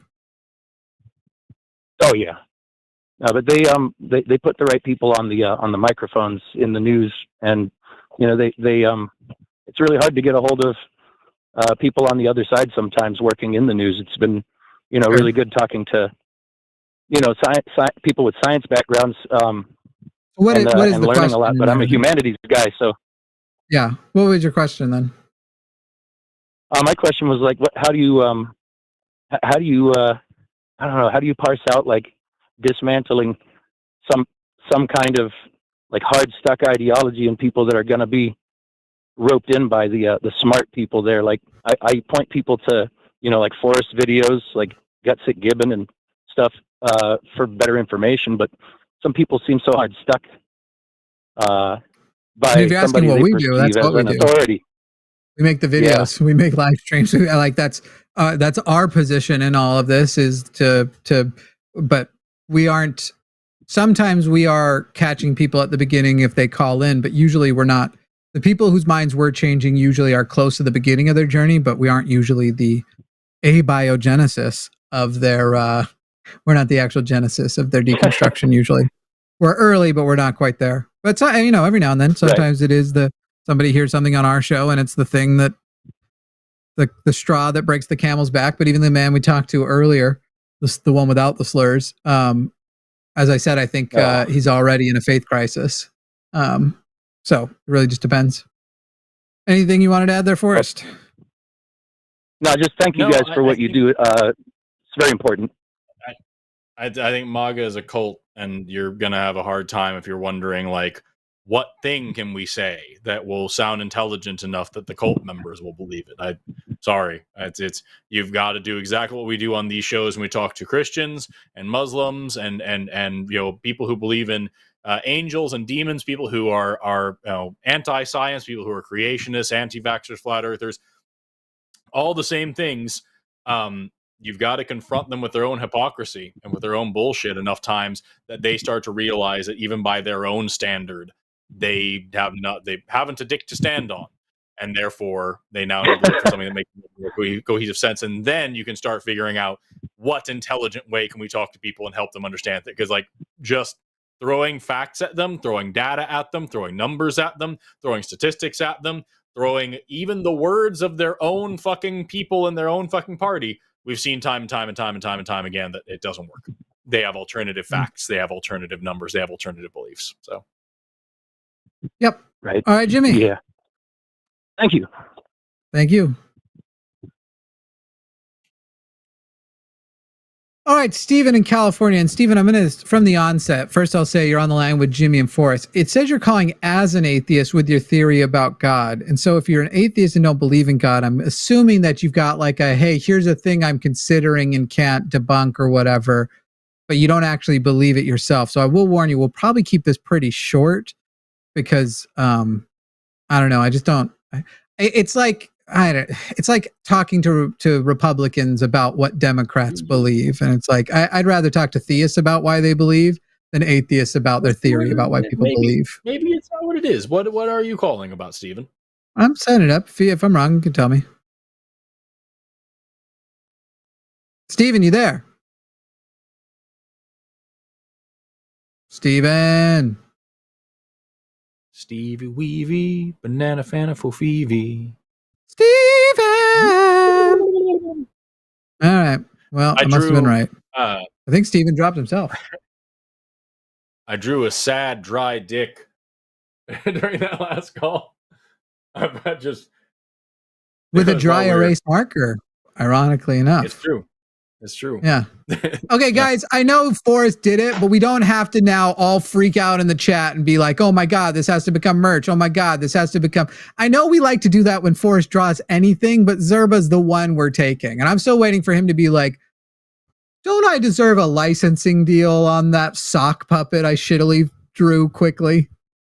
We were going to discuss it when I was in Austin next week. I was going to see if I could sit you down with a tape recorder somewhere quiet and talk for a little bit about like usage and licensing rights and stuff. I'd have just been like, sorry, as far as I see it, Zerba belongs to the people. We're not going to trademark it. Y'all can draw it on whatever you want. But speaking of, if you want the exclusive first edition, put that shirt up. The first edition Zerba shirt from the Line Presents LineCon Online or Line Production, you have to come to this weekend's LineCon Online, which is only on Patreon for people on the $15 and up. Only people who are on the $15 tier at the end of the day will receive the link in a DM to be able to buy that first edition t-shirt. You will be the exclusive cool people who have that shirt, LineCon Online Live, and you will get to see. Go ahead and put the graphic up. We'll take our last call about Ouija boards in a moment. Owen, Dr. Aaron Adair, and Matt Dillahunty will be talking about Christianity in Hitler's America, what physics has done for you later, and understanding logical fallacies. All of that is happening this Saturday at 3 p.m. Central. That says CST. I think we might actually be in CDT, and I probably said CST when I sent the request, but I could be wrong also. It might be CST. I don't know. 3 p.m. Central, we'll just say, and you're going to want to be there. That's going to be a really great event, and you get all of the other perks, but we are trying to dramatically increase, by giving you great things to come, dramatically increase our Patreon footprint to, one, diversify, but two, we have lots of programs coming up. We are launching a bunch of new things and need to hire more people. And we just need more money for all that, people. That's why we do it. That's why we need the money. We don't do it for the money. I do it now a little bit for the money because it's helping me stay alive. But it was all for the money. This is where I would normally be like, he has to afford another home because he's so rich. But we talked about this earlier today. People in our audience don't know when we're fucking with each other. Yeah. And we'll take real sides whenever we fuck with each other. And it's like, oh God, fuck Jimmy. Forrest said so. It's like, no, we're just having fun on the internet. All right, never mind. After I got shamed last time, I moved to a smaller house. All right. Josh, you could afford a moving company and all that. Josh, no, I did it all by myself. Josh, that's true. I hired people for 1 hour to move my big table saw. That's the only thing I hired anybody for. Josh in Oregon, you are on the line with Forrest and Jimmy. Hey, good day, gentlemen. I hope you're well.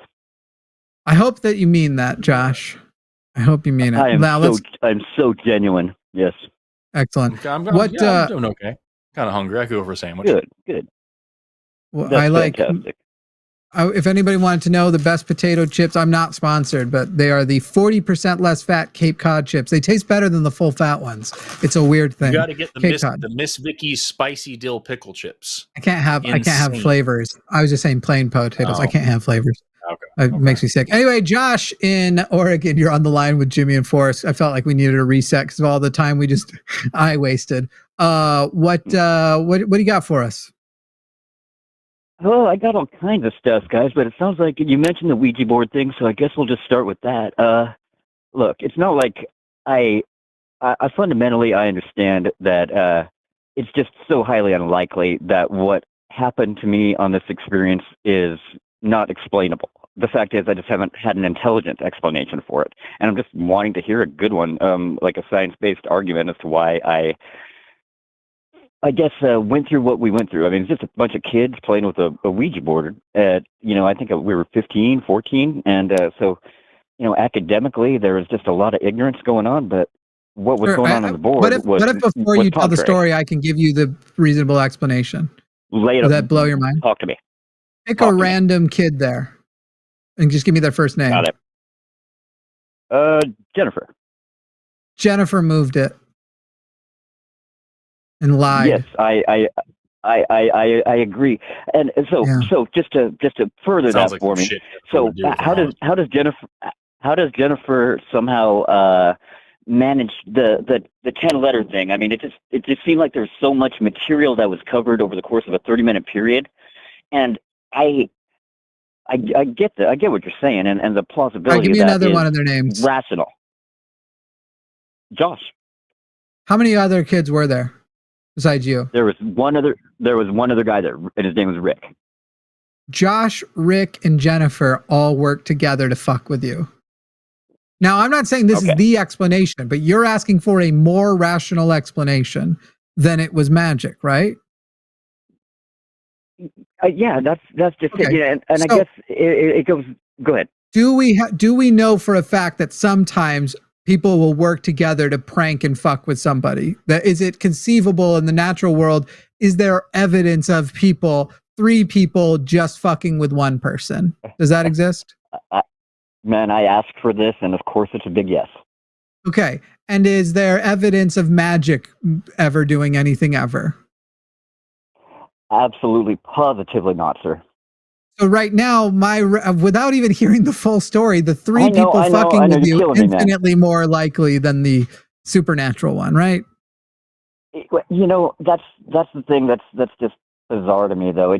The plausibility of the people that we're doing, and again, I can't get into the trust factors, the academic levels, the IQ, for goodness sakes, of the people we're talking about. It just have you ever seen the? Do you listen to the podcast Science Versus by chance? No, sir, but I'm a real big fan of Mr. Raw.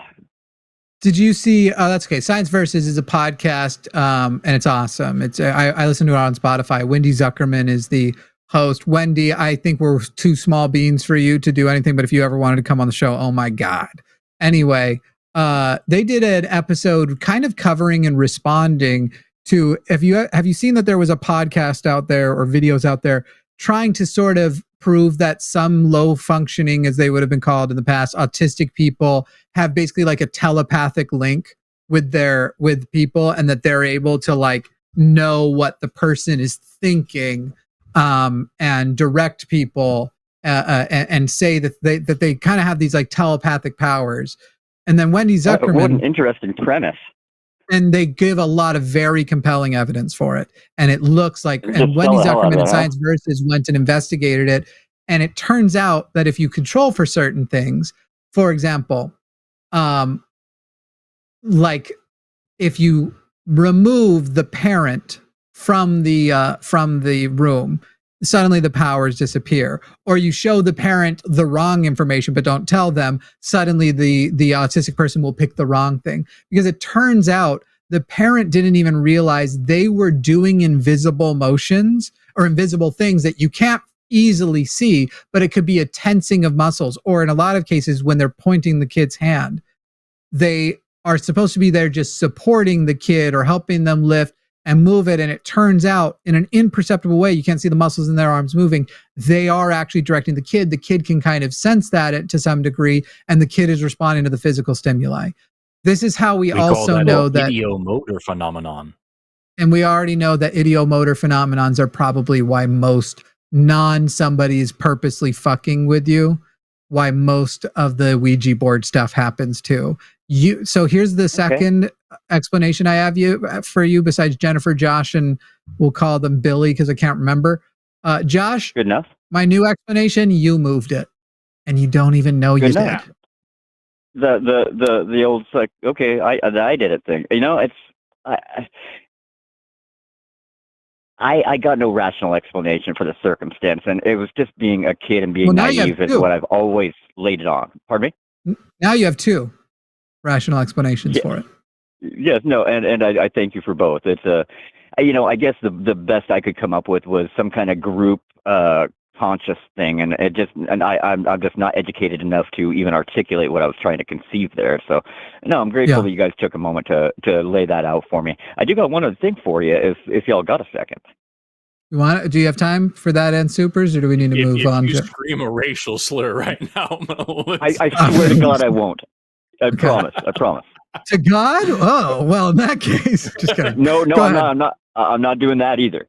Go ahead. Okay. Here's the deal. We got a local mountain here. It's called Mount McLaughlin in my area. Now, it stands about 9,500 feet high. I go up there all the time, when I was a younger man, and would watch like the Perseid meteor shower.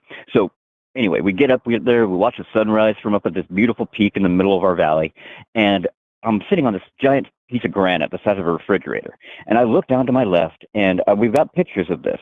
And there were these fossils in the rock on this mountaintop. And again, I don't know exactly what I was looking at, but they kind of look like orthopods. Is that a plausible concept? So you're talking about like marine life fossils up on a mountain? That's exactly right. About 100 miles inland from the Pacific Ocean. In Oregon, yes, very sir. Yes. Very extremely yes. Yeah. Like, not... It'd be weird if there wasn't, I think is what I kind of want to say. Yeah. Brother Josh. No kidding. We got to talk about plate tectonics.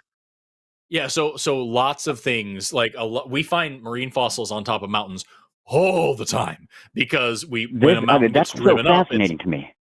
It's on the bottom of the ocean, and then these two tectonic plates collide, they squanch up together, and they pile up a mountain, and you end up with marine fossils from the ocean floor now up on top of this mountain. And especially in places like the United States, where we had, back during the Mesozoic era, the whole fucking middle of the United States was an ocean. We had this place called the Great Interior Seaway, I believe is what it was called. That's why, like, for example, you find like the footprints, the fossil footprints, all over the place where it's just like way down, is because that in New Mexico, where I'm trying to think of a goddamn place, it starts with a C, in New Mexico, where you see these fossil footprints, and I'm going to feel stupid Rockville. when I find Here, you look it up while I ask him this question. Hey, which mountain range were you on, by the way, in Oregon? Was it Walla Walla, Blue? The Cascades. Okay, so do you know more narrowly Walla Walla, Blue Mountain, Klamath, John Day? Yeah, by Klamath, and it's again, it's Mount McLaughlin. Okay. It's right below. Yeah, that's. So I've already got a guide to all of them up, just so you know. If it makes you feel like, that makes it add up, those fossils near Klamath would be 400 million years old. Oh, that's how long. Right. So it's not like Noah's Ark happened 2,000, 4,000 years ago, and it's crazy that they're up there. It's that, think about plate tectonics and how much the plates would have moved in the last 400 million years and how much the ocean would have changed. That's just where they were back then. Mountains be going up. I apologize for not starting with this. No worries. Clayton Lake. No, that's what I'm fucking talking about. Clayton Lake dinosaur tracks in New Mexico. I had to find. I'm losing my mind because I've been there, and that was on the bank of the fucking Western Interior Seaway. So you have this muddy bank with dinosaurs walking around, leaving their fucking foot tracks in the mud, and then that gets covered by layers of sediment, and now you have goddamn, millions and millions of years later, we can see the fucking footprints. And so, yeah, this huge swath of the country, of the entirety of North America, was covered by, look up the Western Interior Seaway, I believe that's what it's called, Interior Seaway. Let me double check. Yep, here we go. Here's a good map of it. And it separated this continent into like 3 or 4 mini continents. And you get lots and lots where we drive up mountains after that thing dried up, after the continent closed. You get tons of marine fossils. And that's not just here in the US. All over the fucking world, you find marine fossils on top of mountains. It happens quite frequently. And in fact, for that reason, mountains and stuff are great places to go look for trilobites, for cryonoids, for all sorts of cool stuff in the Permian. So yeah, very, very, not even is it likely, it is very common. It is, I would be shocked if you didn't find 1 or 2 up there. Mountains be growing. That's why you find seashells up there too. Shit like that. Yes, that's just fantastic. I appreciate you guys taking a minute on that stuff. That's really, really interesting to have you guys edify me on it. Actually, I'd be taking the seashells up there and I just drop them to confuse people. Me and Satan. People, yeah. We put the fossils up there to sell you on evolution. Anything else before we let you go, Josh?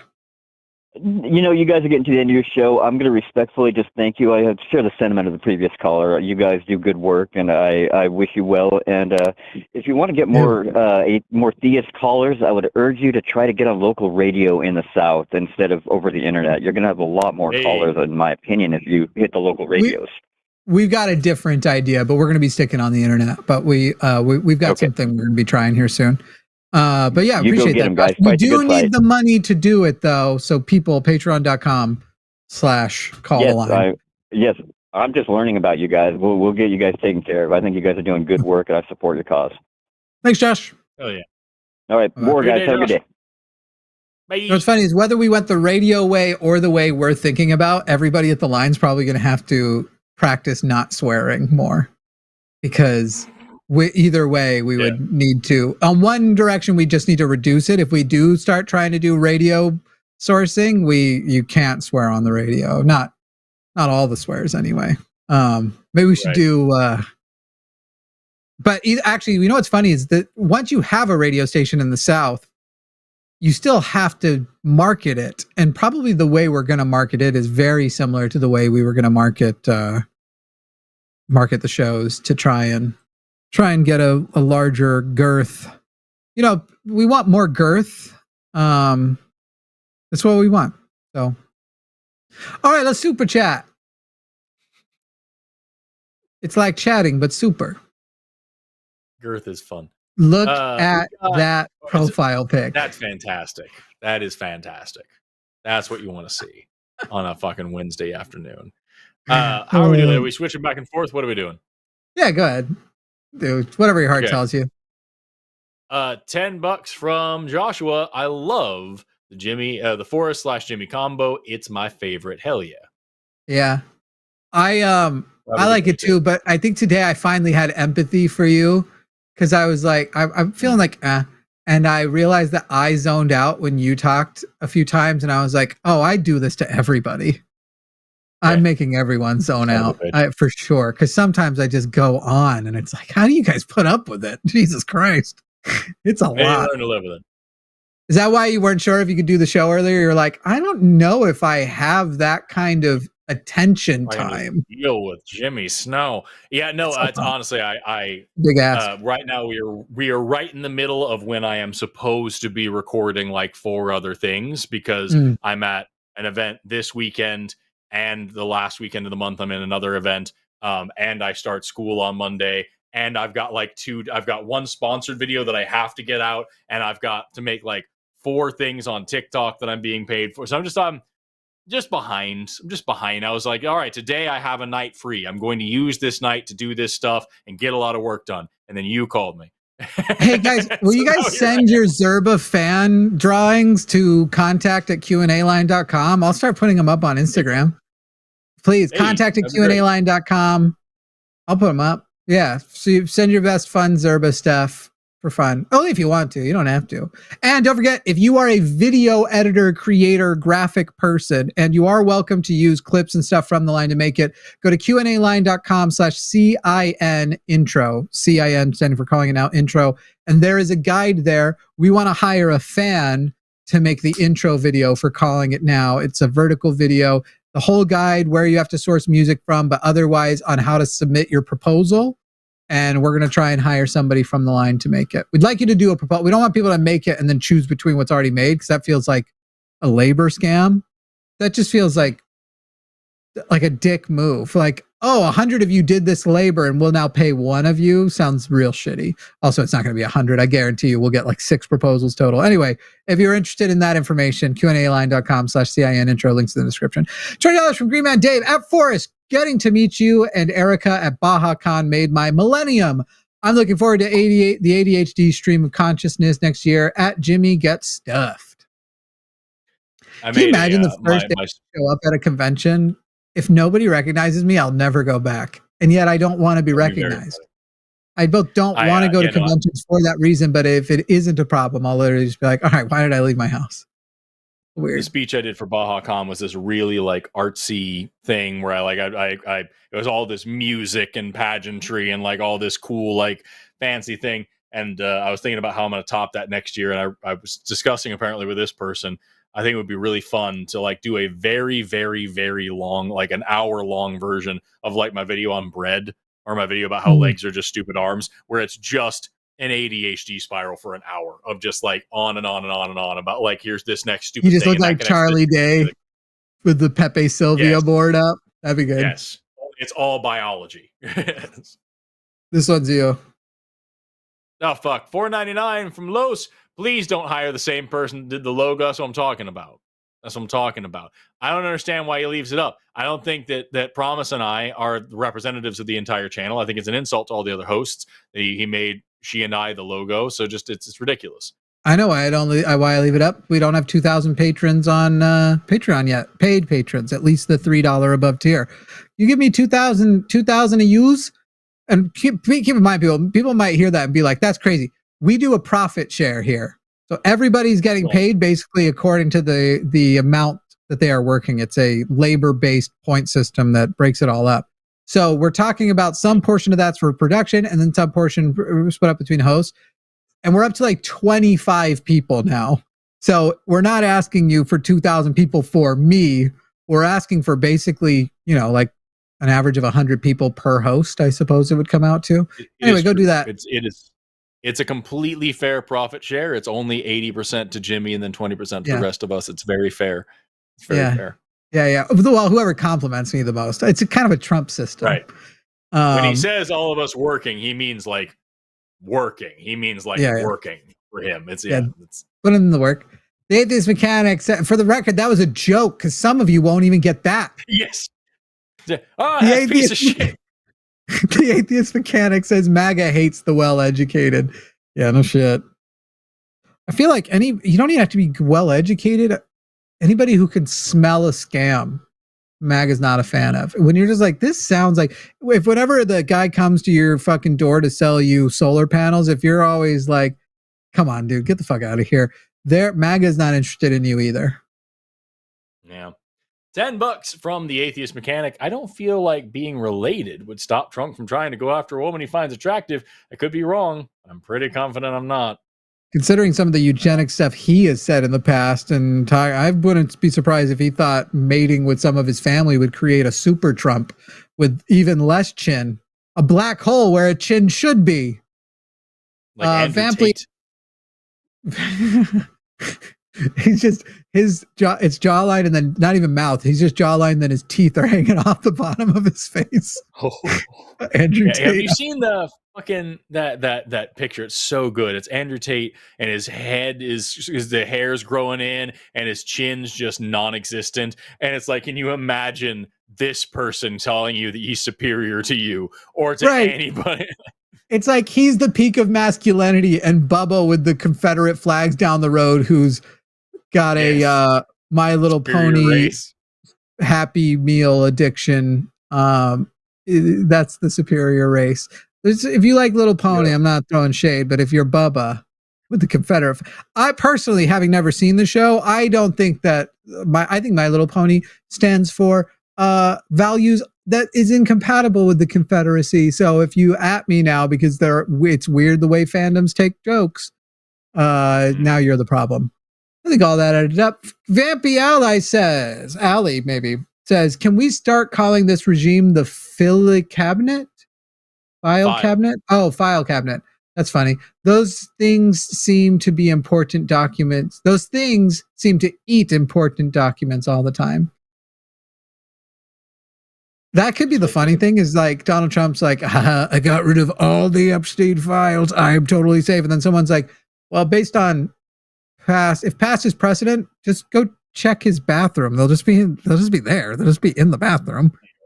He just like, no one will ever find these. And it's a whole ass box of pictures of him making out with Jeffrey Epstein. On the outside, don't open. Yeah. These are the sex files. The Epstein $5 files. From Matt B. They don't care about being evil. They hate being laughed at. It's why South Park is so quickly getting under their skin. No, it's not. They keep telling us how it isn't. So what do you mean? They keep telling us how funny they also think it is. So it's not getting under their skin. Because they keep telling us it isn't. Stina says Trump is small and weird. I mean, he's supposedly 6'4". I doubt it because you can see him next to people who are documented 6'4". But you know, I wouldn't call him. He's not. Well, I'd call one bit small, but I would say he's not a physically small human. And I don't want that to change because I worry it would extend his life if he were to get smaller. Let's keep that up. $10 from the atheist mechanic. The human body is a mishmash of messed up features that come together and somehow work. Yeah, I was trying to back your jingle with some clicks. Outwitted by Fish asks, Forrest, if natural selection regulates evolution by means of reproduction, then why is Homo erectus extinct but Homo impotens still extant? Explain that, smart guy. Is there really one called Homo impotens? No. Okay. That was made up. Yeah, if that was a real thing, I would be like, that's fun pun work. That's fun. It's all that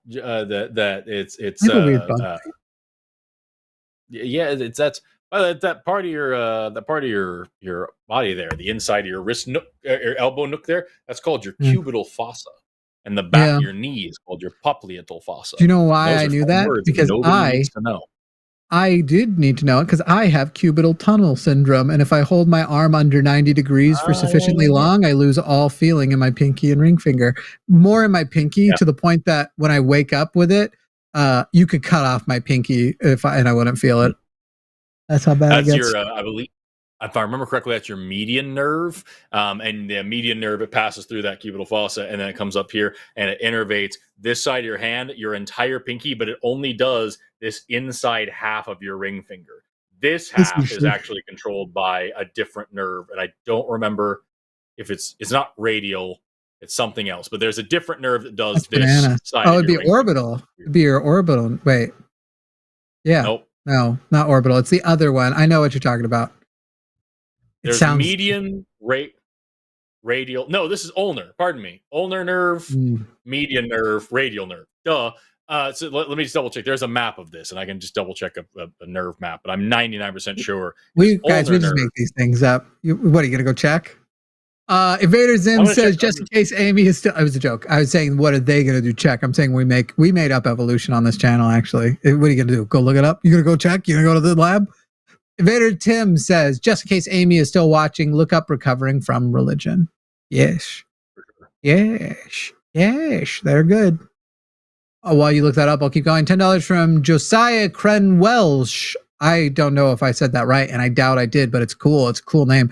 If you put the words autism and twins together, it will make twins. When you say it out loud, it sounds like twins.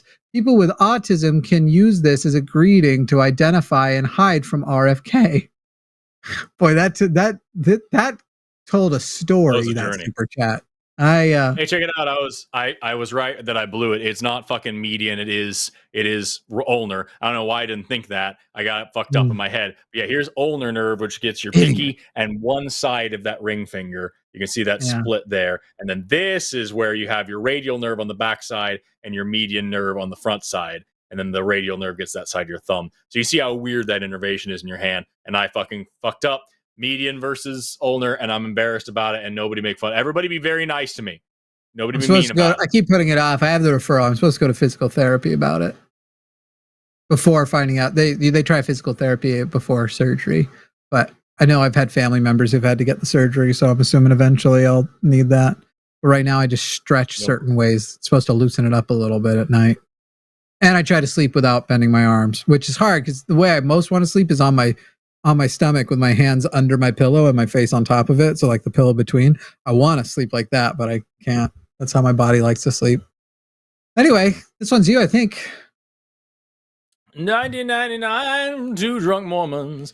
I just wanted to throw some money at my two favorite YouTube people. Double T's. Forrest is definitely in my list of favorite YouTube people. I will say I'm surprised when we have separate enough niches. I'm surprised at the few people that like you and I are their two favorite. I'm always surprised. That's kind of interesting because not for anything, because there are people I would assume would pair with you better. Like if somebody says Forrest and Erica, that makes $1 million of sense. So anyway, please go to Patreon and give me $1 million of cents, please. Patreon.com/call the line. Don't miss the show this weekend. This is you. Well, I thought I just did one. $10 from the Atheist Mechanic. I agree. The Epstein files must be that damning for Trump to divert attention this much and trample over people's rights even further. At this point, he needs to be under the prison. Digging a tunnel for new prisoners, of course. Nothing to see that lady on Twitter talking about, like, stop pretending it would even matter. 14-year-olds are the ones who go after 40-year-olds. What was it? Was it Iggy Azalea who said that?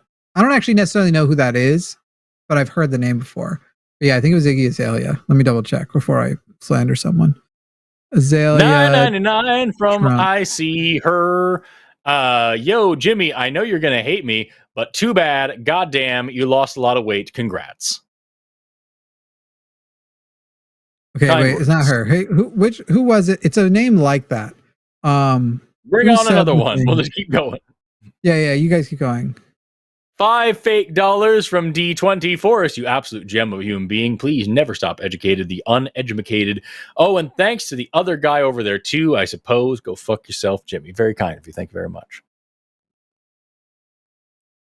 $10. I think it's Azalea Banks. Rick equals shriveled up salami equivalent to a dog turd left out for months to the point where it turned white. That's some poor soul has to look for. That's what some poor soul has to look forward to. That is rough. That's rough to think about. Yeah, it was Azalea Banks, and she tweeted this crazy thing about, and I guess somebody made her delete it, but she's a rapper who posted about how it's totally normal and it's not a big deal. If all he did was bang some 14-year-olds, it doesn't matter.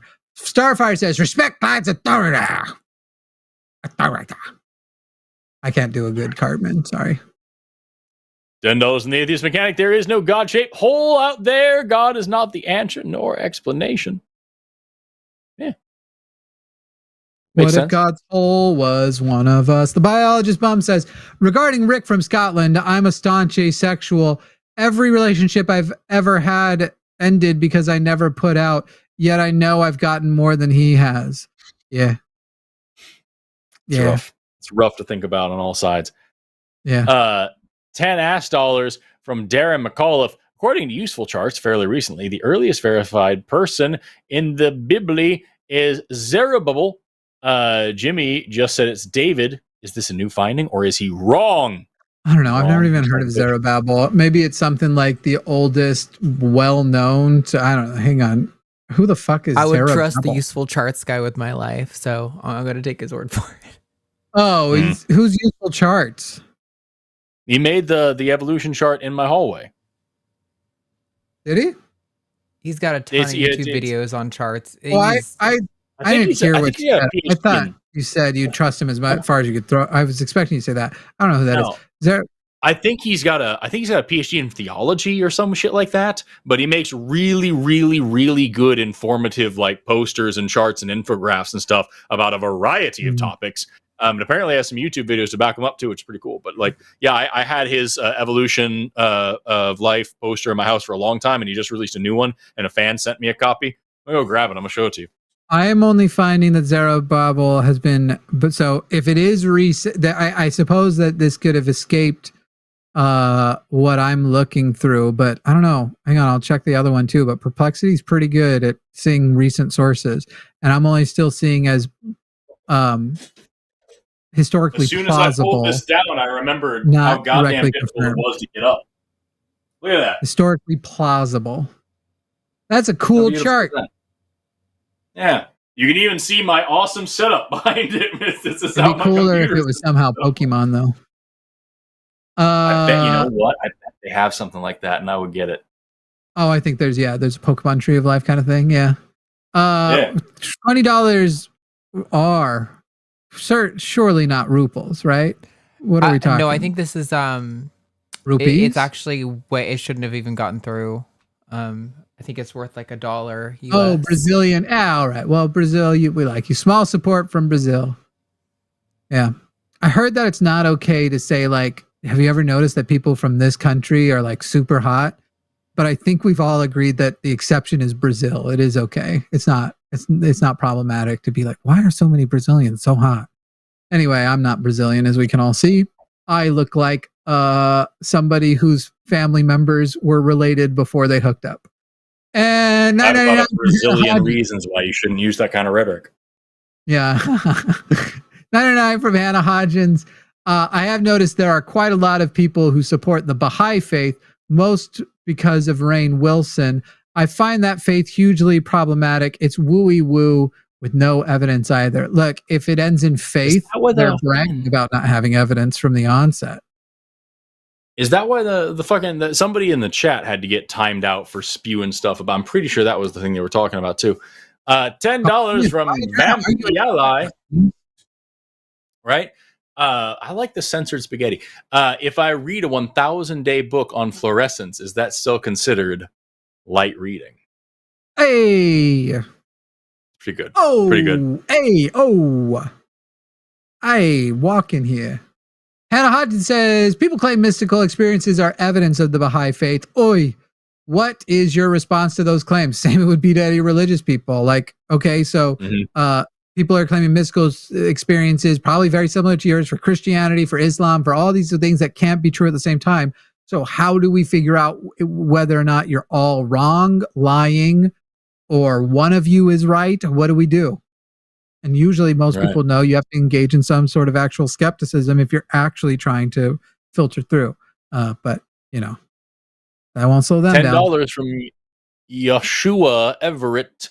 An additional $10 super says that if we were to check John from New York's hard drive, he'd either go to prison or be a Trump administration cabinet position. Yes.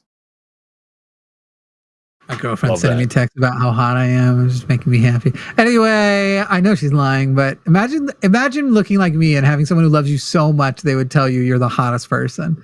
That's like, it just is nice to be loved like that. The Atheist Mechanic says, release the Epstein files. Stop distracting. We don't have the files. Come on, man. No, don't you have to ask us. Atheist Mechanics yelling at us. Release them, Jimmy and Forrest. Jesus Christ. Shit. Oh, shit. That's what this box is. Oh, shit. I thought this was Trump's bathroom the whole time. Body shaming is terrible. Quit talking about this guy's dry pee-pee. It's not fair to keep bringing up his pee-pee like that. Can we stop talking about his dry pee-pee? He didn't say it was small. He didn't say it was whatever. He said it was dry. Really, so really dry. It's just really dry. Really dry. By the way, I just realized I take, because of the resin I have to drink to solidify the bile in my system, my shits are usually like either bright yellow or bright orange. And I don't know why I haven't connected to a bright orange shit being like, I should make a Twitter profile that's like Trump selfies and it's just pictures of my orange shits. That's awful. Would anyone pay 99 cents a month for that? Anyway. Don't do that. Why have I not once made a joke about I just trumped in the toilet when my shit was extra orange? Why didn't I do that? Anyway. That you could do. Just don't prove it. That's fine.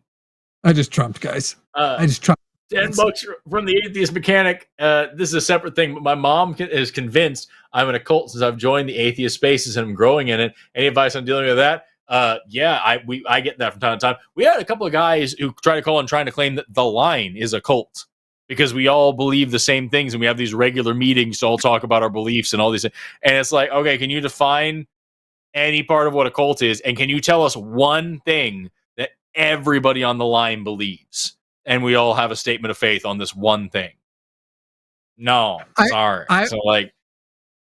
Obviously, I'm going to make this about myself because then arguably I'm the cult leader since I'm the one paying the people like the own personal George Soros. So I would ask your mom to describe what a cult leader's opinion of themselves would be and how they would broadcast themselves. And then just show them any video of me talking about what I think about myself. Maybe the Trump poop thing and the girlfriend lying to me about how hot I am. And let's see if that all adds up. If I am a cult leader, I am fucking bad at it. Jesus Christ, I am no good at this shit. You know what? My pee-pee bad too. Nah, it's all right. It's not even dry. Not these days, but boy, while I was sick those few years, I've been thinking about like how lonely I was during that like 3 year stint and like how little the difference in my VR porn consumption. I know a lot about VR porn now, guys, and it's just useless knowledge. I know how to make it. Like I became fascinated with the whole thing. Anyway, Space Barbarian. The Ouija board called a couple friends, and I convinced a kid that seals were playing with a boat's rudder. The Ouija board called. Oh wait, the Ouija board. Regarding the Ouija board call, a couple friends and I convinced a kid that seals were playing with a boat's rudder. I was below deck shoving the gear attached to the wheel around. Look, I've been to scout camp. There's probably somebody out there right now who believes that snipe hunting is a thing because of me and my friends fucking with them, and they never got corrected. So like, we've all hunted for snipes. All right, did you ever go snipe hunting? I did not, but I feel like it's a kind of like a way to say any kind of fruitless endeavor. Like we've all been snipe hunting in some sort of way. Yeah. That's true. $10 from Alea Shauna Silverbow. Josh literally said Klamath correctly, and Jimmy still said Claymith. I died a little inside, which prompted me to send this $10 super chat to Jimmy's company. So who's laughing now? Go fuck yourself. That's true. Jimmy's and by the way, I will never, ever, except for this one moment, say pedantry, no matter how much you guys complain, because it doesn't make fucking sense. Pedantic, nothing except interesting happens to that word that it would be pudun. It's not going to be pedantic. Nothing changes because you switch it to an RY at the end. Why would you change two vowel sounds for changing it to, it should be pedantry, not whatever. I already fucking lost it. So if I see one more comment, and I'm mostly saying this so you guys will keep commenting because that's good for the algorithm. If I see one more comment about how I say pedantry, I'll fucking eat you with bacon. $10 from Vampy Ally. Thank you, Josh, for not using slurs. Anxiety over slur usage was not on my bingo card for the night. Thanking someone for not slurring was also not on the card. Donald Trump can't get through a news conference without slurring himself, but in a different sense. Did you see him? Today he was talking about, I can't remember what it was, but he's just, how he bought the Kennedy, because now I made myself the director of the Kennedy Center, and I'm going to be giving myself a little award. He said that he's going to give himself an award because he's the director of the Kennedy Center for like performance, probably for, I guess, The Apprentice. I don't know. He's so mad he never won an Emmy that he put himself in the only position he could give himself an award. And he's going to, I mean, granted, that's literally how he keeps winning golf championships. Joshua Everett says, my contribution to the continued success of Jimmy's labor scam. Thank you. $20 from Mr. Borrico at 10. Is there an evolutionary advantage for evil people to exist? It seems that evil people should be counterintuitive to a survival species. Yeah, they seem to keep coming back. I hope there isn't. I don't like the idea. I mean, being a schmoozer or a con artist or a grifter or something like that, if it gives you a reproductive advantage and you have more kids, and then, yeah, it's like that kind of behavior could. But there's equal argument for being a decent dude and being a model citizen and being looked up to in your community. So like, it's not to say that it is the only evolutionary advantage. Sorry? There's evolutionary psychology hypotheses about like even sociopathy and people who are more prone to violence, that when we were into smaller groups and tribes, they were more prone to go murder the people that threatened their tribe. And so it was those people who needed to feel that desire to be violent or whatever. Unfortunately, now there's all kinds of shit where like we definitely didn't, quote unquote, didn't evolve to have like, I don't know. Listen, people, and I know someone's going to be like, Jimmy's going some weird ableist places tonight, but I can't help but feel like TikTok is giving people ADHD. I know not literally, that's not how it works, but the whole like the new system of so much, especially as a youth, rapid injections of dopamine instead of working for dopamine hits, how much we're giving people a lot. It seems like ADHD more and more every day is looking more like it's like the diabetes of dopamine, dopamine instead of insulin. Anyway. Who knows, man? Somehow I got through that without actually being literally ableist, which disappoints me. Go on. $10 from Legally Maud. As a low support needs autistic, I'm tired of maintaining the official story that we don't telepathically control neurotypical people's minds. Is that a thing? Yeah, not telepathically. I do it with my sexual charisma. I thought you'd laugh because the idea is absurd. Anyway, $10, 10 euro, 10 pounds from Harder Gamer. Forrest, get your ass back to school. You embarrass us all on the line. Yeah, what are you even talking about? I literally just mixed up ulnar and median nerves. I have a master's in biomed. I don't know what to tell you. Whoa. Hannah Hodgins says, yes, someone did argue with me in the chat about that. Oh, well, thanks for the response. No, thank you, Hannah. And thank you for the support. That's what we appreciate. Hey, Hannah, and everybody else listening. Draw some Zerba fan art and email it to contact@qanaline.com. And I'm gonna start making my Instagram a Zerba fan account at Jimmy A. Snow. You're looking for me on Instagram. Vampy Ally. One last donation. It's pronounced Ali, short for Alyssa. Why would it be Ali? That's so dumb. Even saying short for Alyssa does change the pronunciation. Ali. But we got it, Ali. Sorry for our confusion. I am dumb. People, I'm good at a few things, but I'm otherwise dumb, and most people haven't figured this out yet. Joshua Everett, Jimmy, Arden is the cult leader. Poor guy. Well, I'm maintaining, but I get it. The strong woman that moves the neck. What is it? From My Big Fat Greek Wedding, the man is the head, but the neck moves the head. Anyway, Flibberty Giblet says Forrest had a great day on September 11th. # never forget. It's really funny. We had a caller. We had a caller call in, and I said I never had a bad day, and he was like, even 9/11, and it was this funny moment we all laughed at. And then I met my partner on September 11th. You met who? My partner. Oh shit! Yeah. Now there's some. So we're basically changing it on the basis that at the time she was in Japan, but our first conversation happened, and so we were on different days. But yeah, I think it was September 11th here, or was it there? It was September 11th in one of the places. Anyway, so September 11th is a very sweet. That's probably what we'll call our anniversary, even though that's not the day we officially started being together. That's what Amber and I do. We have the anniversary of the day we met, and we've been hanging out and being happy ever since. And that's our actual anniversary. And it's September 11th. That's crazy. It's not, but it should be. At BajaCon, after that situation, because I was hosting with Erica, and this person's like, even 9/11 was a great day, and that was a funny thing.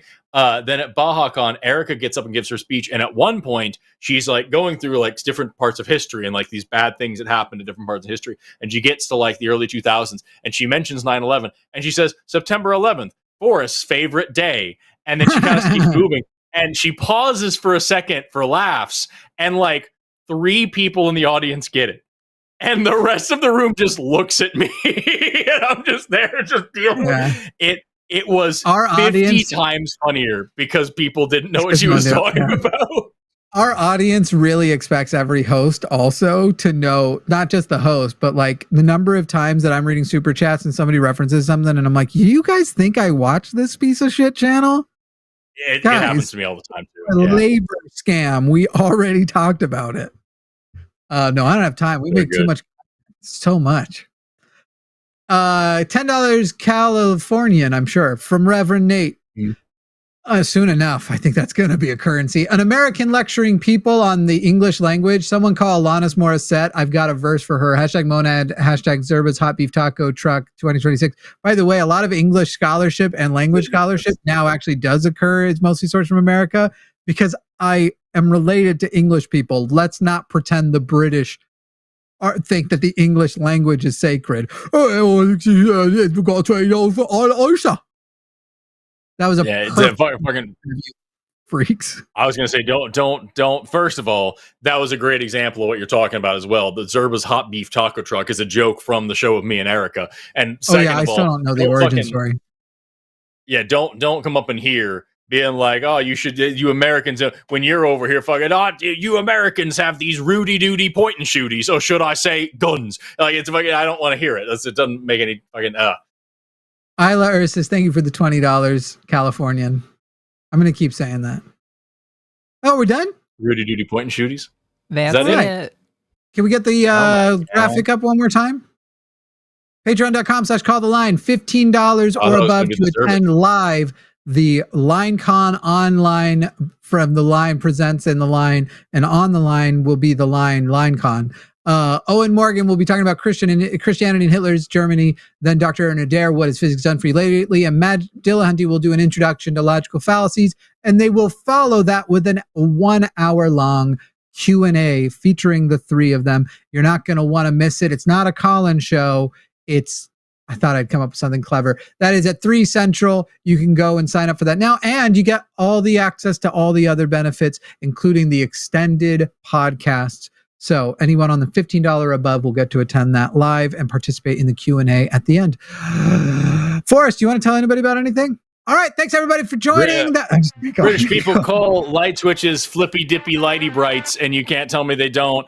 Also, you should. I've always said that. Yeah, you should go subscribe to my bullshit if you want it, and if you don't, that's okay. I don't blame you. It'd be cool if you guys subscribed here, because I think we're back to under 50% of you people who watch multiple episodes being subscribed. What is that about? Guys, we're closing in on subscribe 200K. To my channel first, and then sure, subscribe. What order? Yeah.